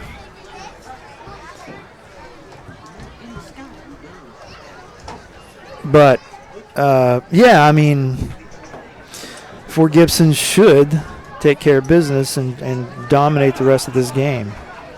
One thing we have seen Dornan do pretty well is when he does complete passes, he seems to throw to a lot of different targets. He doesn't really. You're right. He doesn't really have a go-to man. He just finds the open man and he gets it to him, and that's important because when you have a defense, a lot of teams, they read the film. There's the moon. Hey, there it is. Yeah, coming up over the trees. But yeah, you're right. He's thrown to a lot of people, a lot of different receivers, and that's a good trait. I mean, it really is. We saw in the first half of the season, Robbie Allen he'd go a lot to Carson Ladd, and we kind of saw opposing teams start to really hone in on Ladd, double team him at times because they knew that he was the primary target. Sure. And so far, Dornan being able to throw to so many different guys has helped kind of erase that for these other teams. They can't just hone in on one guy. We have Codell Ford. We've seen him target Dylan Mills and Robbie Allen out of the tight end position. Yeah, haven't seen him throw to Robbie tonight. I think they've probably done a pretty good job covering him up. But I like the way he spreads the ball around, throws to the open receiver. Man, if you can just get a kid to not get greedy, all the quarterbacks they want to throw the ball down the field. They watch NFL football and they watch, Baker Mayfield and all those guys, and it looks really good when you throw the ball down the field. But if you'll find that open man, even if he's only 5 yards, 6, 7 yards down the field, that's a big gain. And it's a safe throw typically. So, you just can't be greedy. Another thing we've seen is, as far as our receivers goes, we've seen Woodworth and Rudd sometimes line up in this game as slot receivers. And that's really kept the defense on their toes. Like you mentioned earlier, it's spread out the defense. They're having to defend that as well, and then it opens up running lanes as well. It's had a tremendous effect on this Fort Gibson offense tonight. Got to cover them. You've got to cover those guys because they can get behind you pretty quick. Fort Gibson kind of dodged a bullet early in the game when I don't remember. It seems like it was maybe Washington ran right down the middle of the field, and the ball was just out of his reach. That would have been a touchdown. Yeah, and we saw Washington target. I think it was Latrell George, too. We saw him, no one around him. Yeah, George, that's so the lights coming on in Fort Gibson now, and both teams starting to get warmed up now.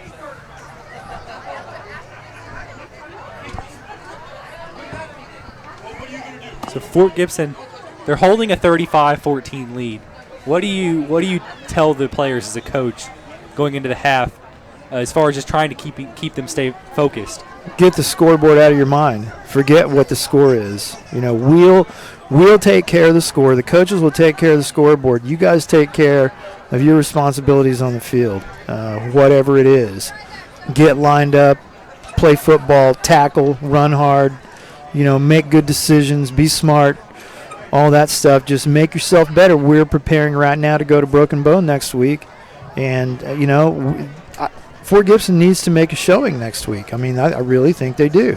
They need to go down there expecting to win, And we were talking about, I can't remember who it was. Somebody sitting in my office. We were talking about teams who just expect to win. And it usually comes on the tails of, like a really, really good season. Then you have a little drop-off in talent sometimes. But those guys have been winning for the last 3 or 4 years. And when they walk on the field, they think, hey, we're supposed to win, And that's the mindset you've got to develop to perpetuate a program. You just got to have that. You got to feel like when we walk on the field, we think we're going to win.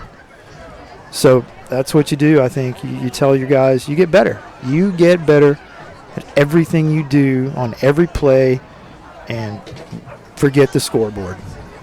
Yeah, Broken Bow's going to bring it to Fort Gibson next week. There's no doubt about that. Yeah, Broken Bow's going to be ready to play. I think, 3 years ago, I guess, was it 2 years ago? I don't even remember now. We went down there, and Broken Bow was not very good. They were not very good. They weren't getting some of those really good athletes to come out and play. And I guess maybe there was, I don't know if there was a coaching change or not, but they got some of those guys to play. And the time span of 1 year looked like two completely different programs, not just two different teams. I mean, we went down there and beat them pretty handily, and they come up here and they walk those guys out on the field, and I'm like, oh my gosh, this doesn't even resemble the team we saw last year. Yeah. So, but I still think, we got to go down there expecting to win, because that would mean if we could get by Broken Bow, then that would mean that we don't go to Wagner first round. We go to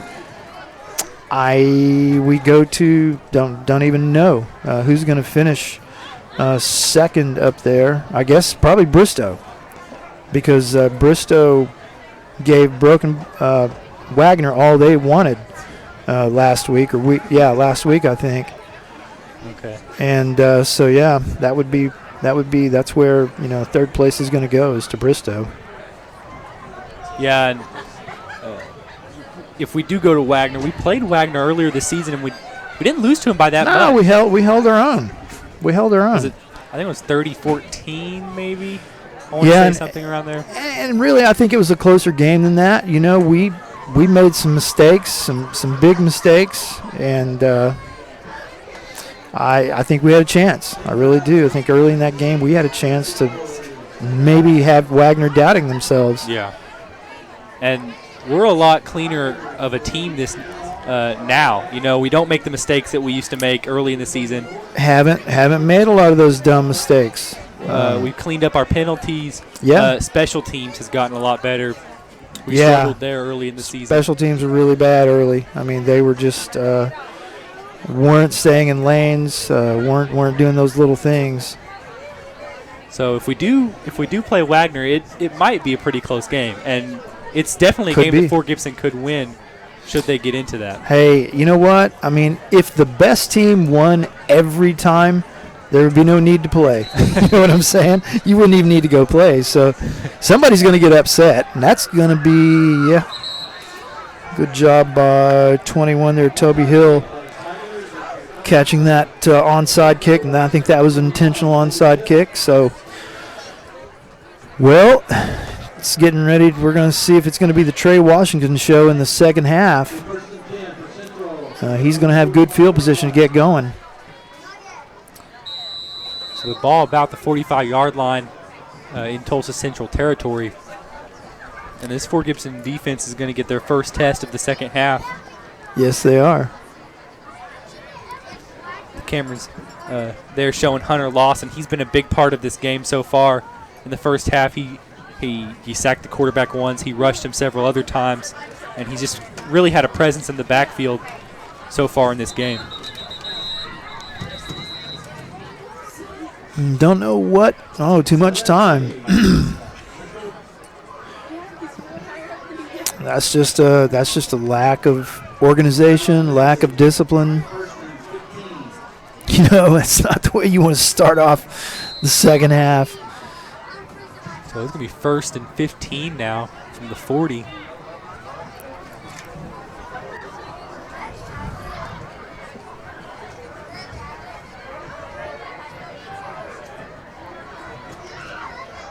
They're going to throw the ball right out of the gate and trying to throw a little swing. Tyon Cox tried to catch it one-handed. Yeah. Make the catch. Yeah. You're not in the NFL. Make the catch.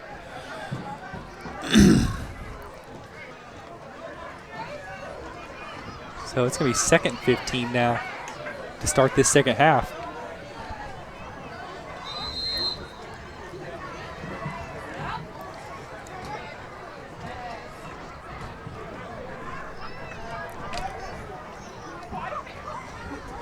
Fort Gibson keeping 7 in the box here, keeping 6 on the line.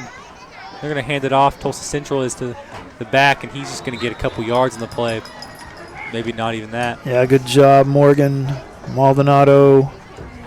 I think those two, for the most part, in on that tackle. So no huddle still for the for Tulsa Central. So it's still 3rd and 15 now.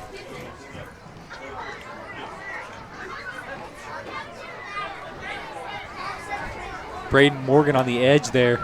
Braden Morgan these last couple of games has done a really good job of keeping pressure off the edge. Yeah. Oh, boy, there you go. Washington breaking a couple more tackles, and he's going to get the first down. Run almost to the 35. Pretty good pop. Pretty good pop applied to Carson Austin there. Little gamesmanship going on. But again, Washington really, we had him hemmed up, had him surrounded, and he just ran out of trouble, ran through trouble.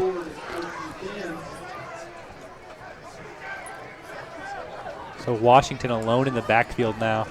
Yeah, he's going to take it himself. Yeah, it's just, and there he goes. He's going to run through, and that's wide open. Codell Ford, the only one who can stop him, and he's not going to. Nope. Washington with the touchdown. He's just that kind of player. So now the game scores 35-20. We'll see if Tulsa Central goes for it here, or if they just kick the PAT. They've gone for it just about every time. Yeah, I don't think they even think about kicking the PAT. It's not even an afterthought, not even a chance.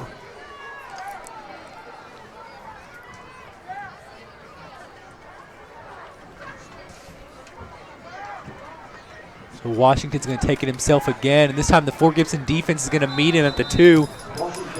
Yeah, I would imagine he was a little tired after 2 big runs in that series. So Fort Gibson 35, Tulsa Central 20 after the first drive of the second half. Tulsa Central putting some points up early here. Yeah, I mean, going for 2 every time they score, it's a 2 touchdown game. I mean, it's a 2-series game, and so tell you, I don't know if he's had these kind of nights against everybody else, but he's pretty impressive to me. Oh, I knew he could throw it. I've watched some tape of him throwing. I didn't know he could run as well as he could. Yeah, he's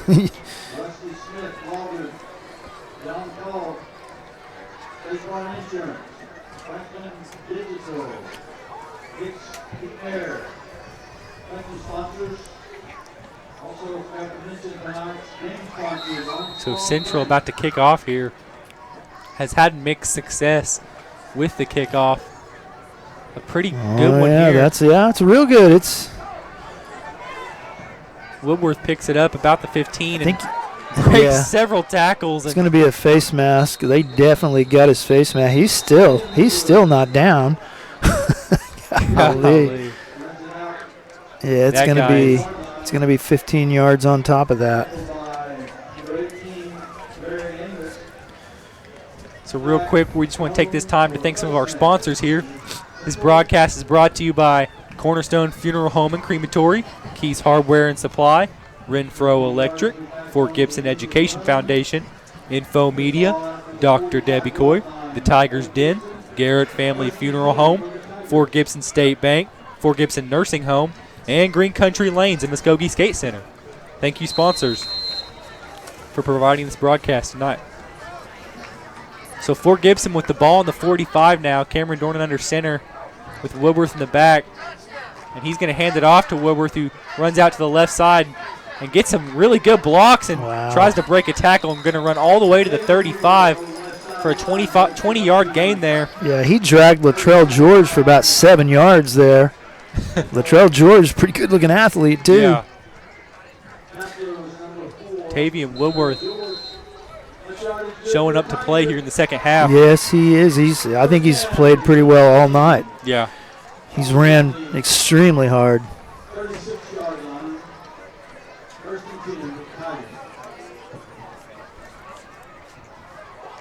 So Rudd motions over to the strong side, and they're going to hand off to Woodworth, who does go to that side, but he gets met by George. defender. Yeah, George got a little,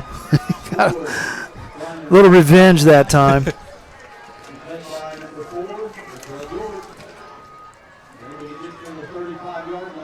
So it's going to be 2nd and 10 now.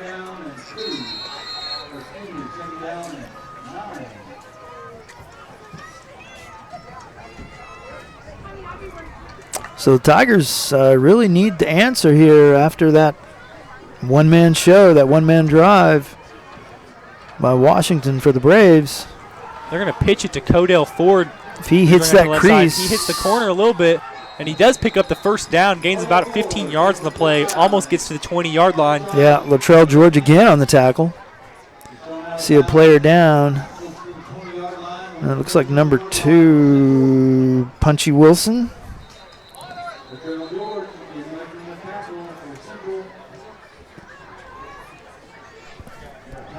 So we're going to take a small break here. This is for GibsonTigers.tv, and we'll be back. Renfro Electric has been in business for over 35 years and is a full-service electrical contractor for all of Oklahoma.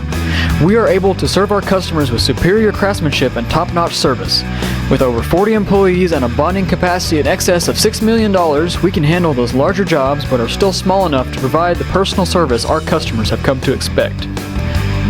For any electrical needs, give us a call at 918-687-7535.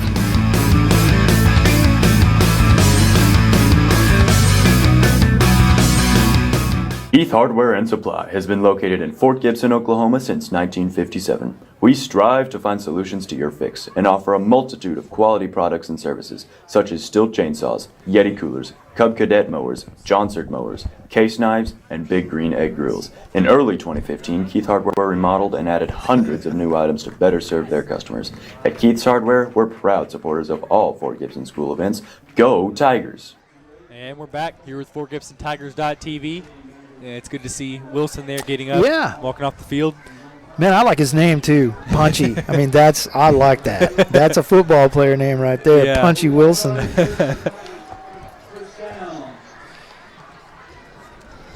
haven't had any injuries so far this game besides that brief one, which is good to see. Yes. So Woodworth takes the ball and stays on his feet for a little bit, but only pick up about a yard or two on the play. Yeah.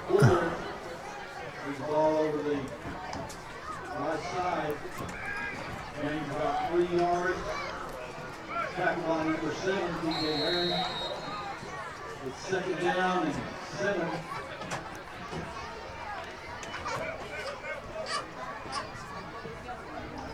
So Fort Gibson running the ball primarily here in the first drive for this offense in the second half. And they're going to run it again. Oh, that's a nice little nifty. Oh, he's tries to stay on his feet. He's still up. Oh, my gosh. Refuses to be brought down, but eventually he does get brought down. And so the ball will now be on the 25-yard line. Yeah, TJ Herring. It'll be about 3rd and 14 here. On that tackle. Yeah, I don't know. You know, you talk about Washington. Woodworth getting a much-needed breather. So Rudd in the backfield. Something that Woodworth didn't really get a whole lot of for much of the season, but now Rudd able to spell him. Rudd gets brought down about the 18-yard line. Yeah, 54 that time, Montavion Hall, and he's a big guy. So it's 4th and long.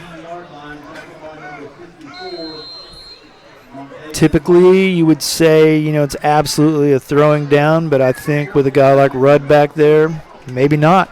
Yeah. Although Fort Gibson can throw it. We've seen Dornan make some of these throws before. Had a couple of big passes tonight.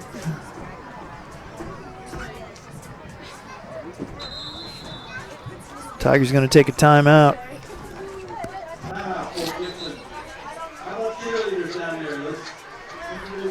So Fort Gibson going to briefly discuss what they need to do for this 4th down. Yeah, you know, I mean, don't know. I mean, if you have a quarterback who can run, I like on 4th down and long to give him a run-pass option, you know, to roll out, whether you waggle or just, you know, straight roll out. I like to give that quarterback a little bit of space, but trouble is he's going to be, if we roll to the field, you know, where you're going to have more room, still going to be throwing against his arm, which is never ideal. Yeah. But I just like to give him that option, you know, if the D-backs, you know, if they're protecting pass all the way, and maybe you freeze a linebacker with a play-action fake, you might have a chance to run. Never really seen Dornan run the football, I don't think. No, we haven't seen a whole lot of that. So you may just, after all that, you may just turn around and give it to Rudd. Nope. Dornan's going to throw it. Oh, what a, oh! Oh, he almost out of the had hands that ball. Of Woodworth there. And Ladd just, man, it was just a little bit too tall. Would have been a really good catch. Yeah. Yeah, he had it, and then barely just popped out. Yeah. So, you know, when it looked like Fort Gibbon's going to run away with this game, I mean, you got a guy right there who I can assure you can go 80 yards real quick. It's a one touchdown game. It's a one-score game. So I think you got to contain him. You've got to contain him, and there he goes. And oh my goodness, do a little, looked like a pitch almost, but over the head of a defender. Yeah, that's a first down. Man, that's a pretty creative play. Looked a little bit like something Mahomes might do on Sundays. Yeah, it really did.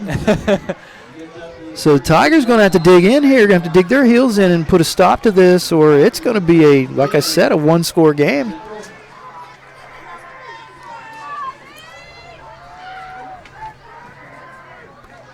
That is not a legal set. The officials, and there he goes again. He's going to pick up 8 yards. They're not getting 6 men on the line of scrimmage very often.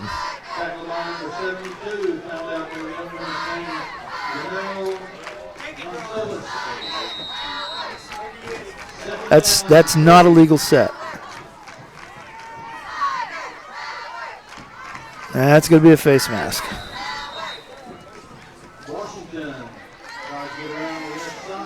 No, it's holding. Whoa, I thought we grabbed a face mask.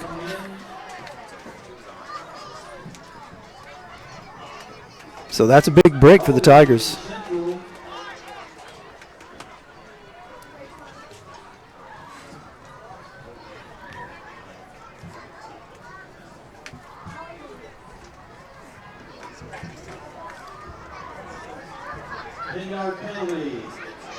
So Fort Gibson here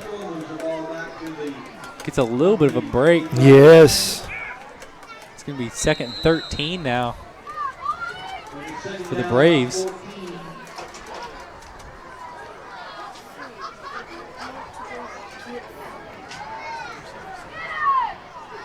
Washington's going to throw it. Right on the money.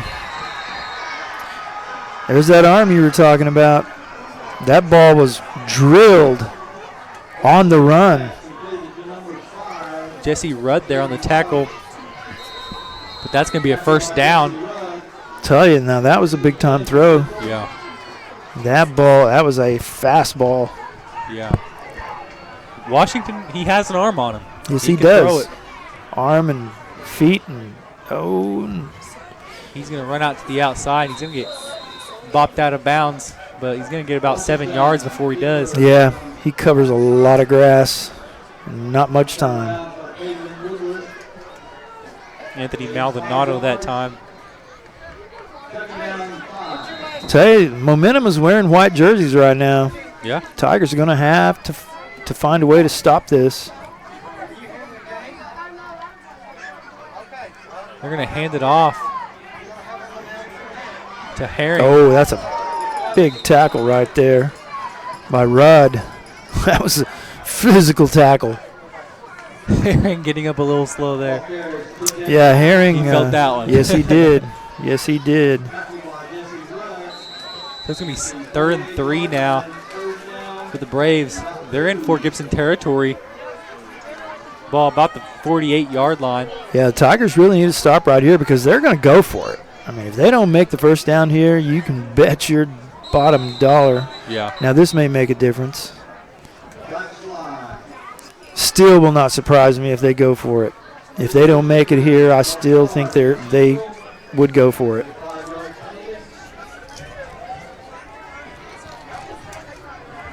I mean, honestly, what do you have to lose?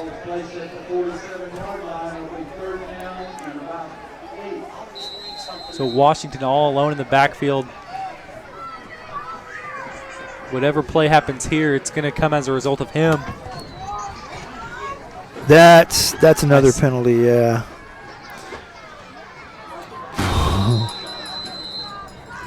That time Woodworth with the physical tackle. Yeah.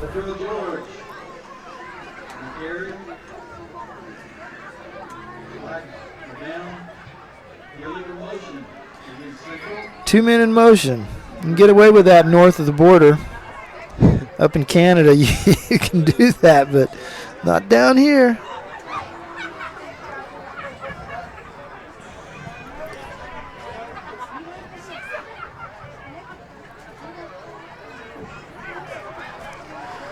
So now, if Fort Gibson can hold, I think you have to punt. I think. I don't know if they'll punt or not.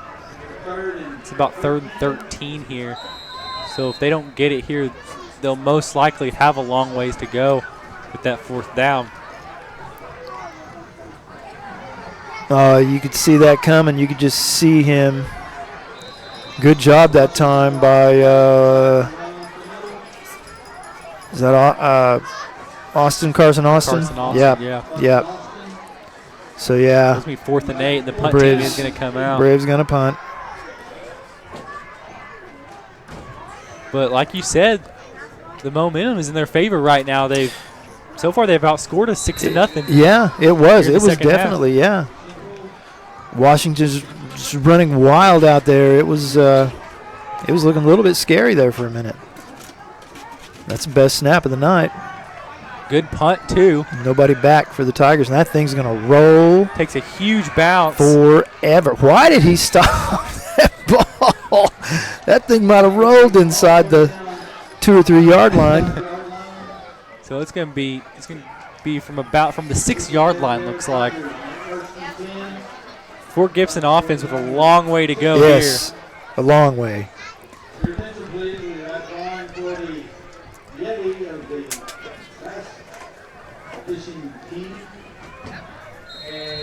Fort Gibson would like to see their O-line come out and get some blocks like they were doing in the first half. Yeah, going to have to, because I can assure you, I think anyway, I think you're going to see linebackers walking up and just going after it. Just bringing everybody. They're going to hand it off to Woodworth, who does get a hole. Oh, look at this. Dodges a couple defenders and runs through and gets a big gain. Yeah. He's in front of all the defenders, and he's across the 40, and he tries to juke another man, and he does, and he gets dragged down finally about the 25-yard line. Tavian Woodworth. Yeah. Huge run. That was a big run. And we said they had a long way to go, and we might as well take back our words because they got 25 yards. They got a short field. Tavian Woodworth being able to take away that field position in one big play. Yeah, and I tell you, Latrell George can fly. The guy can fly because he ran him down. But he's stretched out. Looks like he's probably 6'2". I don't know. They're showing him at 6 foot. I think he's bigger than 6 foot. He sure looks bigger. So they're going to hand it off to Woodworth again. Oh, my goodness. I think I just saw a hold. Man, oh, man. You get a big play and turn around. Going to back it up. So it's going to be about the 38 now. is where they're going to be at as far as field position goes. So it's going to be first and a long ways. About first and 22. Dornan under center, and he's going to pitch it to Rudd, who gets a good hole. And he's going to run it back. It's going to be about second and 12 now. Picked up a solid 10 yards down the play. That's a big gain.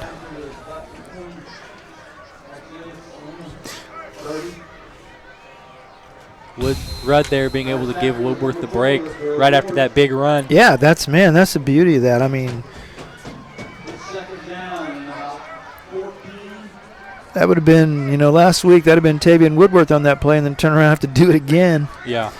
Come over and catch a breather, that's huge. Same play to the other side. They're going to pitch it to Woodworth instead this time, and he's going to get dragged down, but it's going to be about 3rd and 9 now. So you got 2 downs to make 9 yards. Don't panic, you just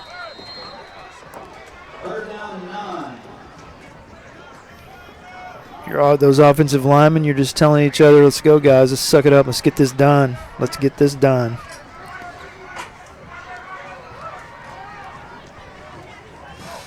For Gibson in the I formation, they're going to hand it off to Woodworth. Oh, and a nice read. Gets a great hold. He cuts to the outside and gets dragged down about the 5. Almost a touchdown there for the Tigers, not quite. So they're going to be inside the 5 now.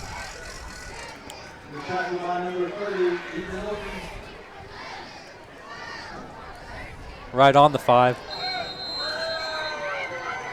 Just under 2 minutes left in this third quarter. Tigers threatening to open it up a little bit. Need to.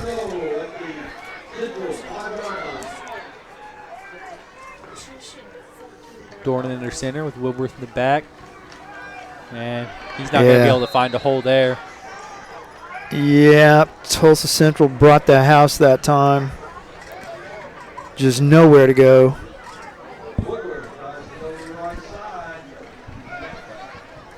So Rudd's going to come back in the game.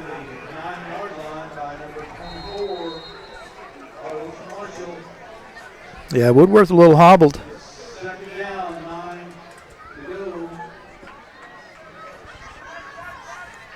Can't afford that. Got to have both those guys at full speed next week. They're going to hand it off to Rudd, who has a huge hold. Wow. He's going to run right through for a touchdown. That's some handy-dandy footwork right there.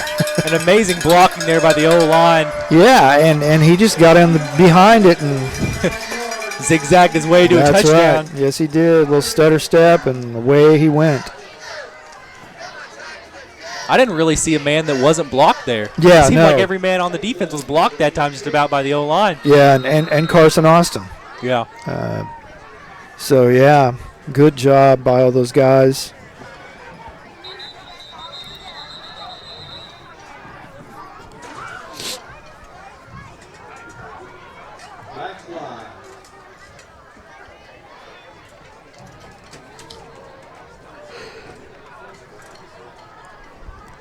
So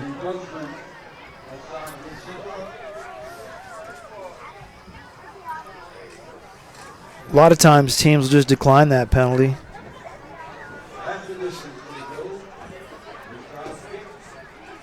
Because you get used to kicking from that certain spot. And yeah.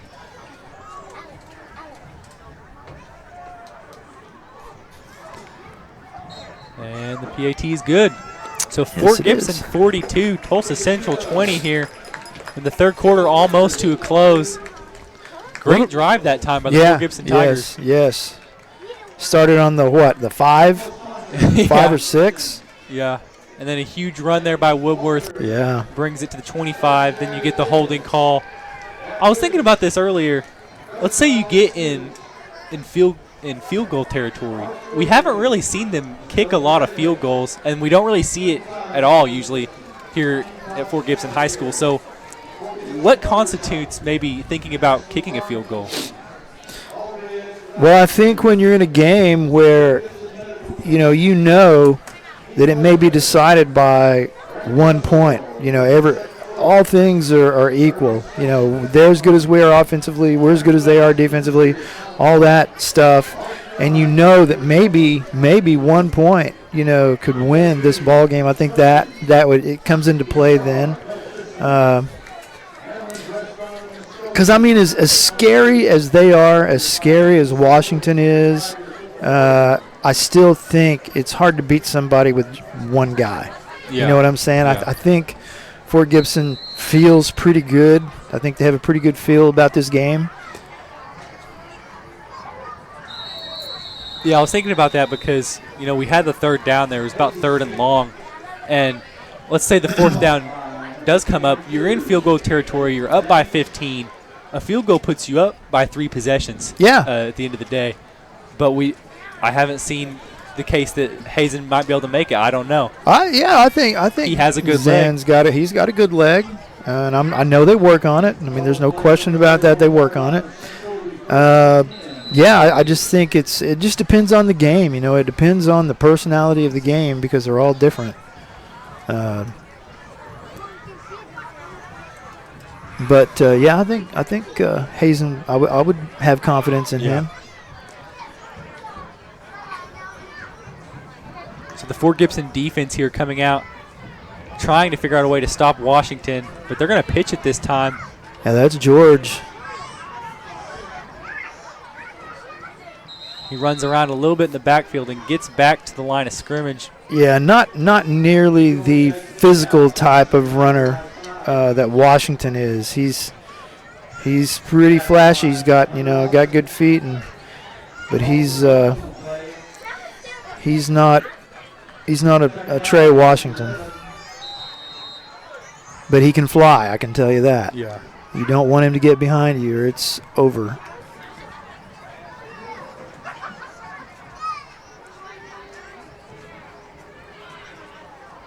Fort Gibson keeping seven in the box and 4 in the back here. Oh, and he found a little crease, and boy, I tell you, he can just make you miss. He can just make you miss. So he's going to pick up about 5 yards on the play there. That's going to be the end of the 3rd quarter. Fort Gibson 42, Tulsa Central 20. This is FortGibsonTigers.tv, and we'll be back. Cornerstone Funeral Home and Crematory wish to personally invite you and your family to come tour the newest funeral home and the only crematory in Muskogee. Cornerstone welcomes the opportunity to answer any questions regarding planning and pre-arrangements for you and your loved ones. At Cornerstone, you'll find a helpful professional staff and beautiful surroundings. Come experience the difference at Cornerstone Funeral Home, 1830 North York, Muskogee, where you will find faces you know and reputations you trust. And we're back here with FortGibsonTigers.tv here at Leo Donahue Stadium. The Fort Gibson Tigers ahead 42-20 over the Tulsa Central Braves. Yep. We're about to start the 4th quarter here, and the Fort Gibson defense looking for a stop. So far, Trey Washington has had an excellent second half, quarterbacking the Braves, and we're looking to just force a 4th down here. Yeah, you see Coach Johnson and Coach Bradley giving instructions. Guys, got to suck it up. Got to get it done here.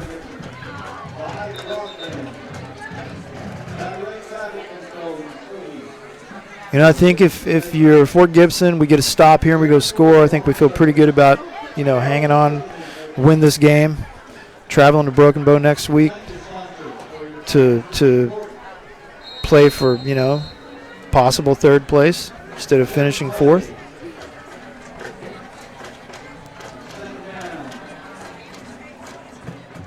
Tigers bringing the house, and it's going to be a screen. That was a well-designed play. They're going to get about 30 yards there. Oh, yeah. Yeah, good call. Good call by the Braves coaching staff. Because the Tigers just brought everybody. So the Tulsa Central Braves now on the 42-yard line in Fort Gibson territory after a 30-yard gain. They really just threw just little 5-yard pass. Yeah, just screen. Yeah, had a screen set up. Offensive line for the Braves did a good job. Oh, and a low snap that time. Yeah, and there's a flag on the play, and He's still not down.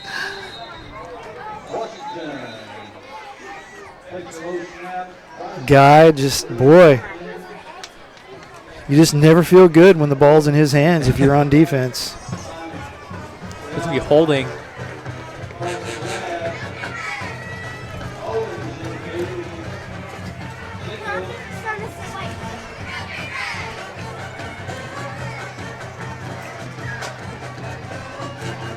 It's a little frigid tonight, even in the press box. Yeah. It's a little cool. Boy, think about the first game of the year.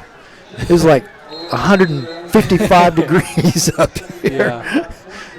We haven't really had a really cold night. No, it's not really cold, but it's weather. Yeah, but it is cool. It's pretty cool. Tigers bring everybody again. This time, not much room for Washington. A little bit of a scary thing there for Washington. Looked like he was almost going to throw it after he was getting dragged down. He must have monster hands because he was holding that thing up in the air. Yeah. I was thinking it was going to come out. It was going to be a fumble. Yeah, I was too. I was thinking the same thing. And he carries the ball a little bit like that too. He's an athlete, to be sure. So it's going to be 3rd and 25 here for the Braves. After they get a huge gain, they get forced almost all the way back. They've had several bad snaps in a row. Yeah, here. There's that screen again. Same play, same results. Oh, and there's a fumble.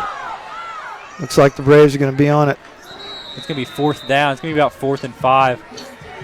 20-yard gain there. So they've had 2 different big gains on that screen pass that you talked about. Yeah. And somehow they haven't gotten the offensive linemen. Yeah, the offensive linemen sell it pretty good, and then they go out and get on those linebackers, and and away they go.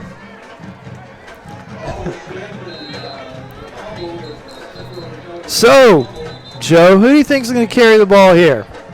Who do I think is going to carry it here? Yeah. Washington. Yeah, I think the guy in the pink sleeves and the pink towel, pink socks. There he goes. And we may actually have him corralled. I think we do. I think we do. That's the first time tonight, I think, that we've really, really shut him down. So it's going to be a turnover on downs. Good job that time by the Fort Gibson defense. Just plugging the holes and not letting him get an open lane to run through. That's right. That's right. So the Fort Gibson Tigers are going to get the ball about the 37-yard line in their own territory. Yeah, need to go stick one more in and start turning out the lights. If I'm Fort Gibson here, I'm probably running it, trying to run the clock off. You already have a 22-point lead, and you're really just trying to run off as much time as you can on this drive. Yes, you are. Keep the ball out of Washington's hands and go put some points on the board. So Woodworth there with a good gain of about 8 yards on the play. Good gain. Good run by Tavian. It's out to the 44-yard line. It's going to be 2nd and 6, actually. Or 2nd and 4. Gains about 7, 2nd down and 3.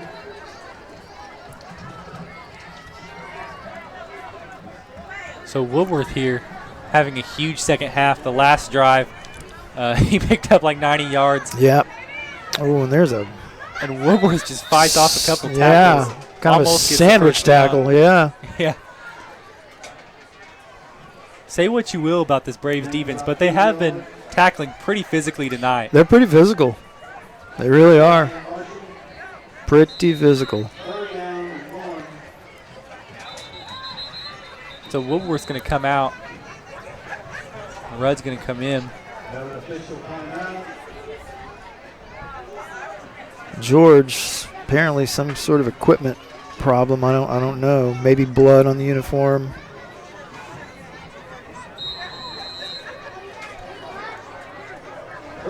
They will run you off the field for that.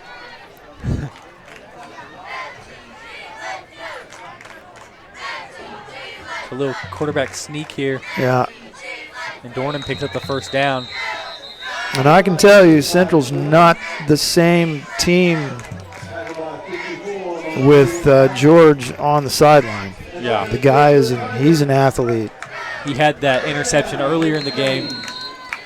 Yeah, and ran Woodworth down, going down the. If he's not on the field, Woodworth scores from 95. Yeah. It's a 95-yard touchdown. Yeah.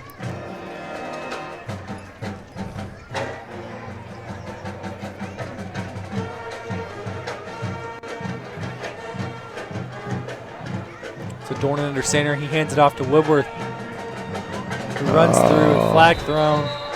That's a hold. Bet on it.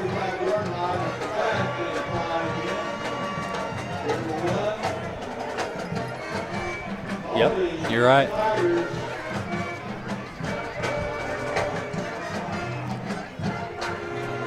So instead of 2nd and 5,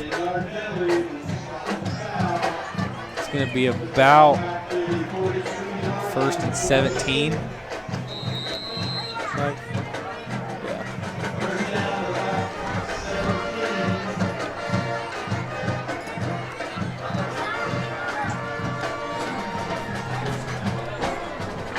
So Rudd in the back, Dornan under center, and Rudd picks it up. And number 30, Ethan Oakley's been in on several tackles tonight. He's a pretty good player. Good-sized kid. Yeah. They show him at 6'3". They don't list any weights, but he's a big, good-looking athlete. Rudd's going to come back out. It's going to be 2nd and 14. Fort Gibson already running 2 minutes off the clock here. Looking to pick up another first down. They're going to pitch it to Woodworth, Codell Ford. And he's going to try and run around the edge, but he's not going to get much of an opening. Nope. He did keep the clock running, though. Stayed in bounds. So it's going to be about 3rd and 11 now for the Tigers. Or actually 3rd and 10. Yeah, and I kind of think, I don't know, they may be thinking about play action here, but I really think that guy dotting the I out there is going to carry the mail here. They are. Oh, and he's wide open. Wide open. Carson Ladd. George again, making the tackle. Ladd runs it all the way to inside the 10. Yeah, wide. I mean, nobody in the same zip code. Good call. Just snuck him right up that seam. Fort Gibson knocking on the door here again. Looking to put up another 6 points on the board. Ladd's going to come out after that big game. Dornan there, showing off his arm a little bit. Yep. So they're going to pitch it. Oh, there's a good block by Carson Austin. And Rudd breaks a couple tackles and just pretty physical run right goes there. Right in. Physical run. Yeah, Carson Austin did a good job out there in that corner. Got a really nice block.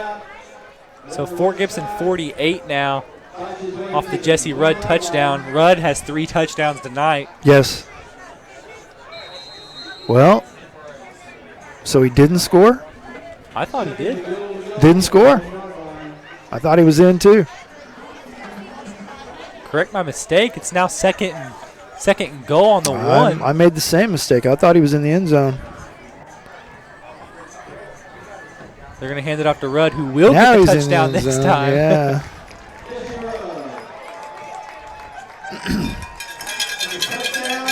So with 5 minutes and 21 seconds left, they ran off about 4 minutes there off the clock. They put up 6 more points on the board, and this is about over. Yeah, this game is well in hand for the Tigers.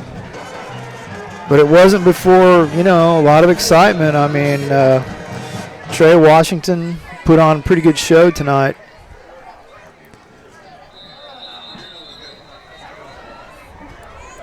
There's the offsides that time.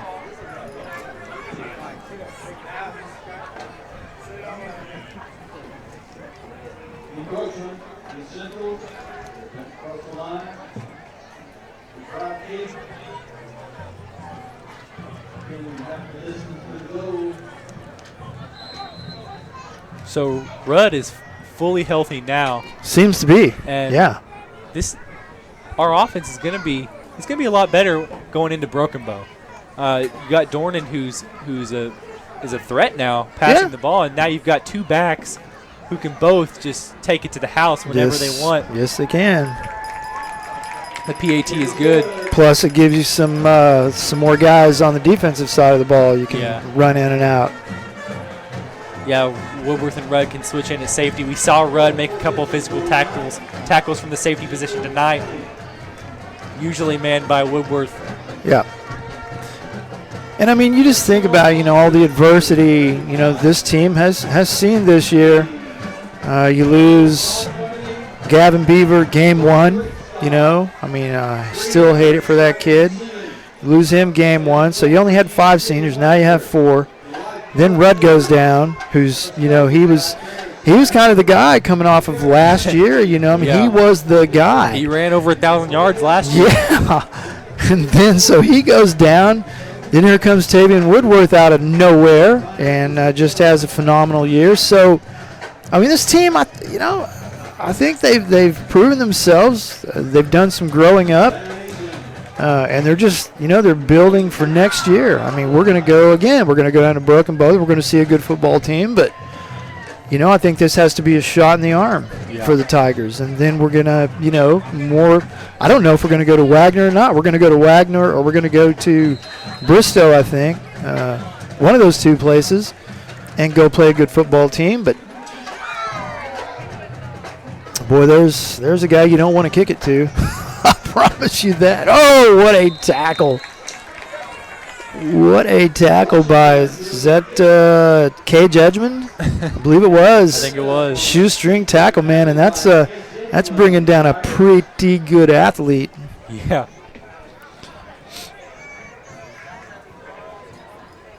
Yeah, and you mentioned, this is preparing them a lot for next year. Yeah, exactly. You're going to have about 20 seniors next year, I think. Going to have a bunch. Going to have a bunch, and they're pretty good seniors, too.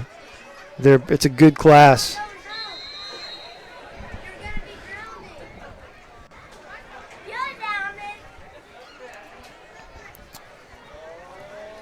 So Trey Washington takes over again. Man, that's crazy. Just kind of, I don't know, Looks like Herring there got the air knocked out of him. Yeah, he got popped pretty good.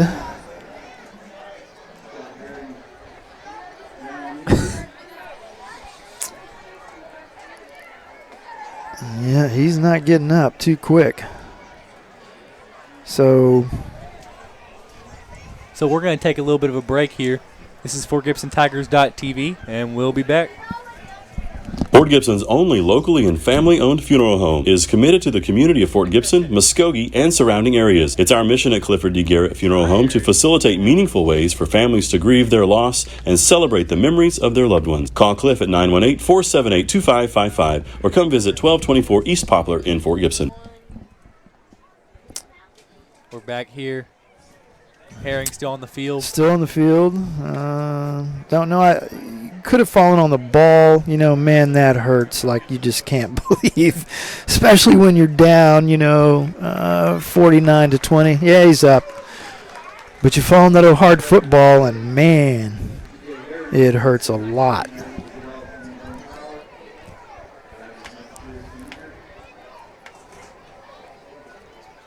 So Washington and these Braves are going to come back out and try and put up a good drive here. Yeah, and I tell you, these guys, they kind of earn your respect because, I mean, they came in, behind the 8 ball. They came in, what have they won a game? I'm not even sure if they're 2-5, so they won 2 games.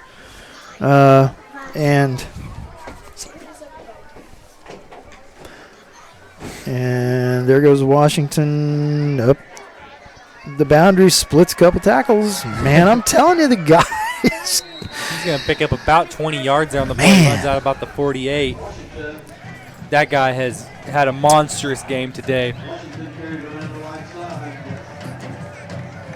And we don't have grades on these guys either. Do we? We don't know. I don't know what grade he's in. But if he's back, I'm telling you, there's going to be some people looking at this guy.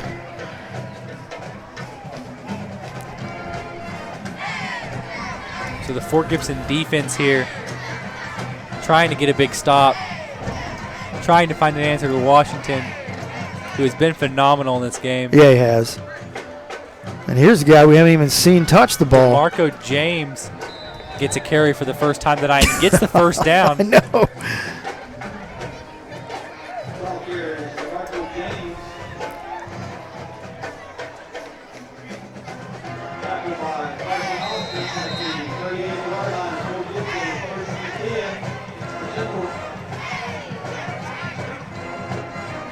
Yeah, I don't see a grade for him. I don't know.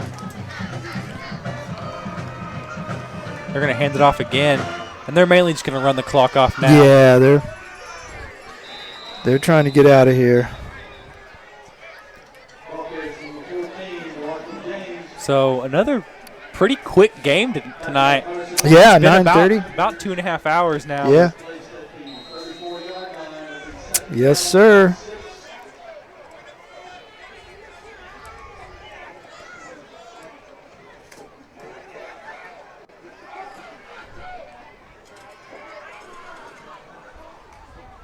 So Washington in the shotgun with the man behind him, and again they're going to hand it off to James, who does pick up a first down.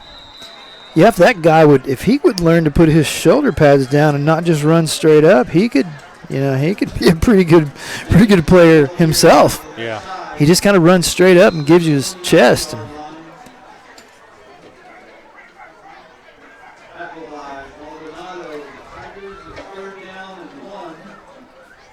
Actually, it's going to be 3rd and 1, but they're going to run the ball here. Oh, yeah, I think everybody, including Grandma, knows who's going to carry this ball. Golly. He's going to pick up another first down with about 3 minutes left.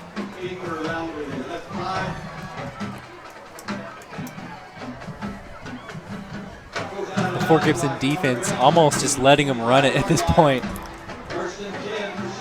Yeah, Tigers need to finish strong. Defensively, you don't want to let them score again.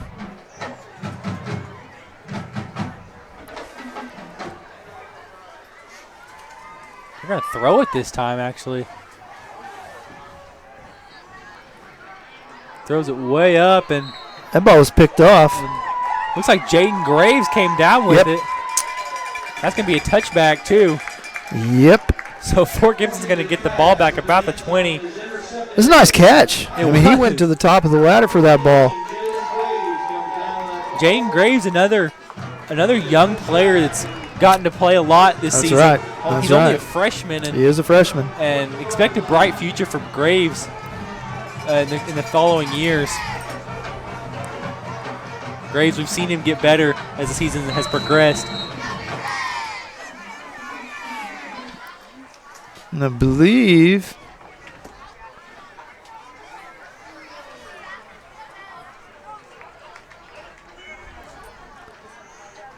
we got freshman backfield in. This is Devin Woodworth. Yeah. Takes the pitch from, is that according to the roster, it's Bristol Allen at quarterback.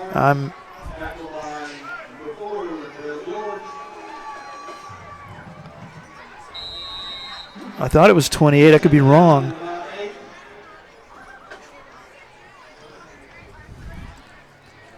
I think you're right. 28.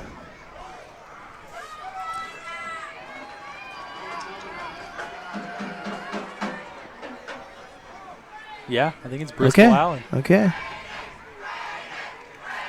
He's going to hand it off to Woodworth again. Yeah, there's the younger Woodworth hitting that hole pretty good. He's going to pick up about 5 yards in the play. It's actually about 7. It's going to be about 3rd and 3. Yeah. He hit that hole with some purpose. The younger Woodworth. Yeah, not very big either. Not a big kid, but a hard runner. Delivered a lot of pop on that last carry.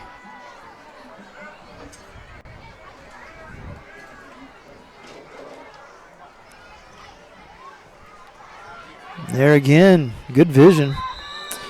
Also blocking in there, 44, Jacob Hess.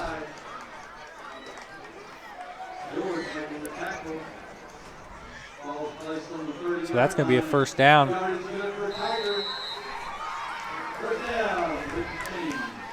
So ball on the 30-yard line now with about a minute left, and kind of expect them maybe to take a knee here. Yeah, a lot of young guys in there. I hate to start naming names. Can't get them all, I'm afraid. But I see Brody Rainbolt out there. They're going to run the play, actually. And Devin Woodworth is going to run through the hole again, Yeah. pick up another 6 yards. 74, Harley Combs. 64, Cooper Austin.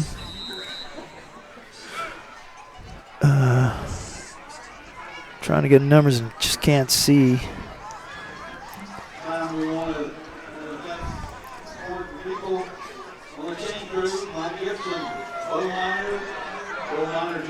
Looks like maybe 65, Hunter Harris, maybe? I don't know. Yeah. Oh. They're going to hand it off to Woodworth again, but he gets met by a host of defenders. It's going to be third and about 14. And that's going to do it probably. Yep. The clock's going to run out, and that's going to be the end of the game.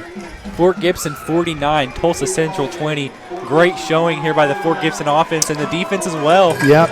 Containing Trey Washington. That's right. And assured themselves a spot in the playoffs. So Fort Gibson going to Broken Bow next week. That's right. And either Wagner or Bristol after that. So this is Fort Gibson Tigers.tv, and we'll see you next week. Good job, Joe.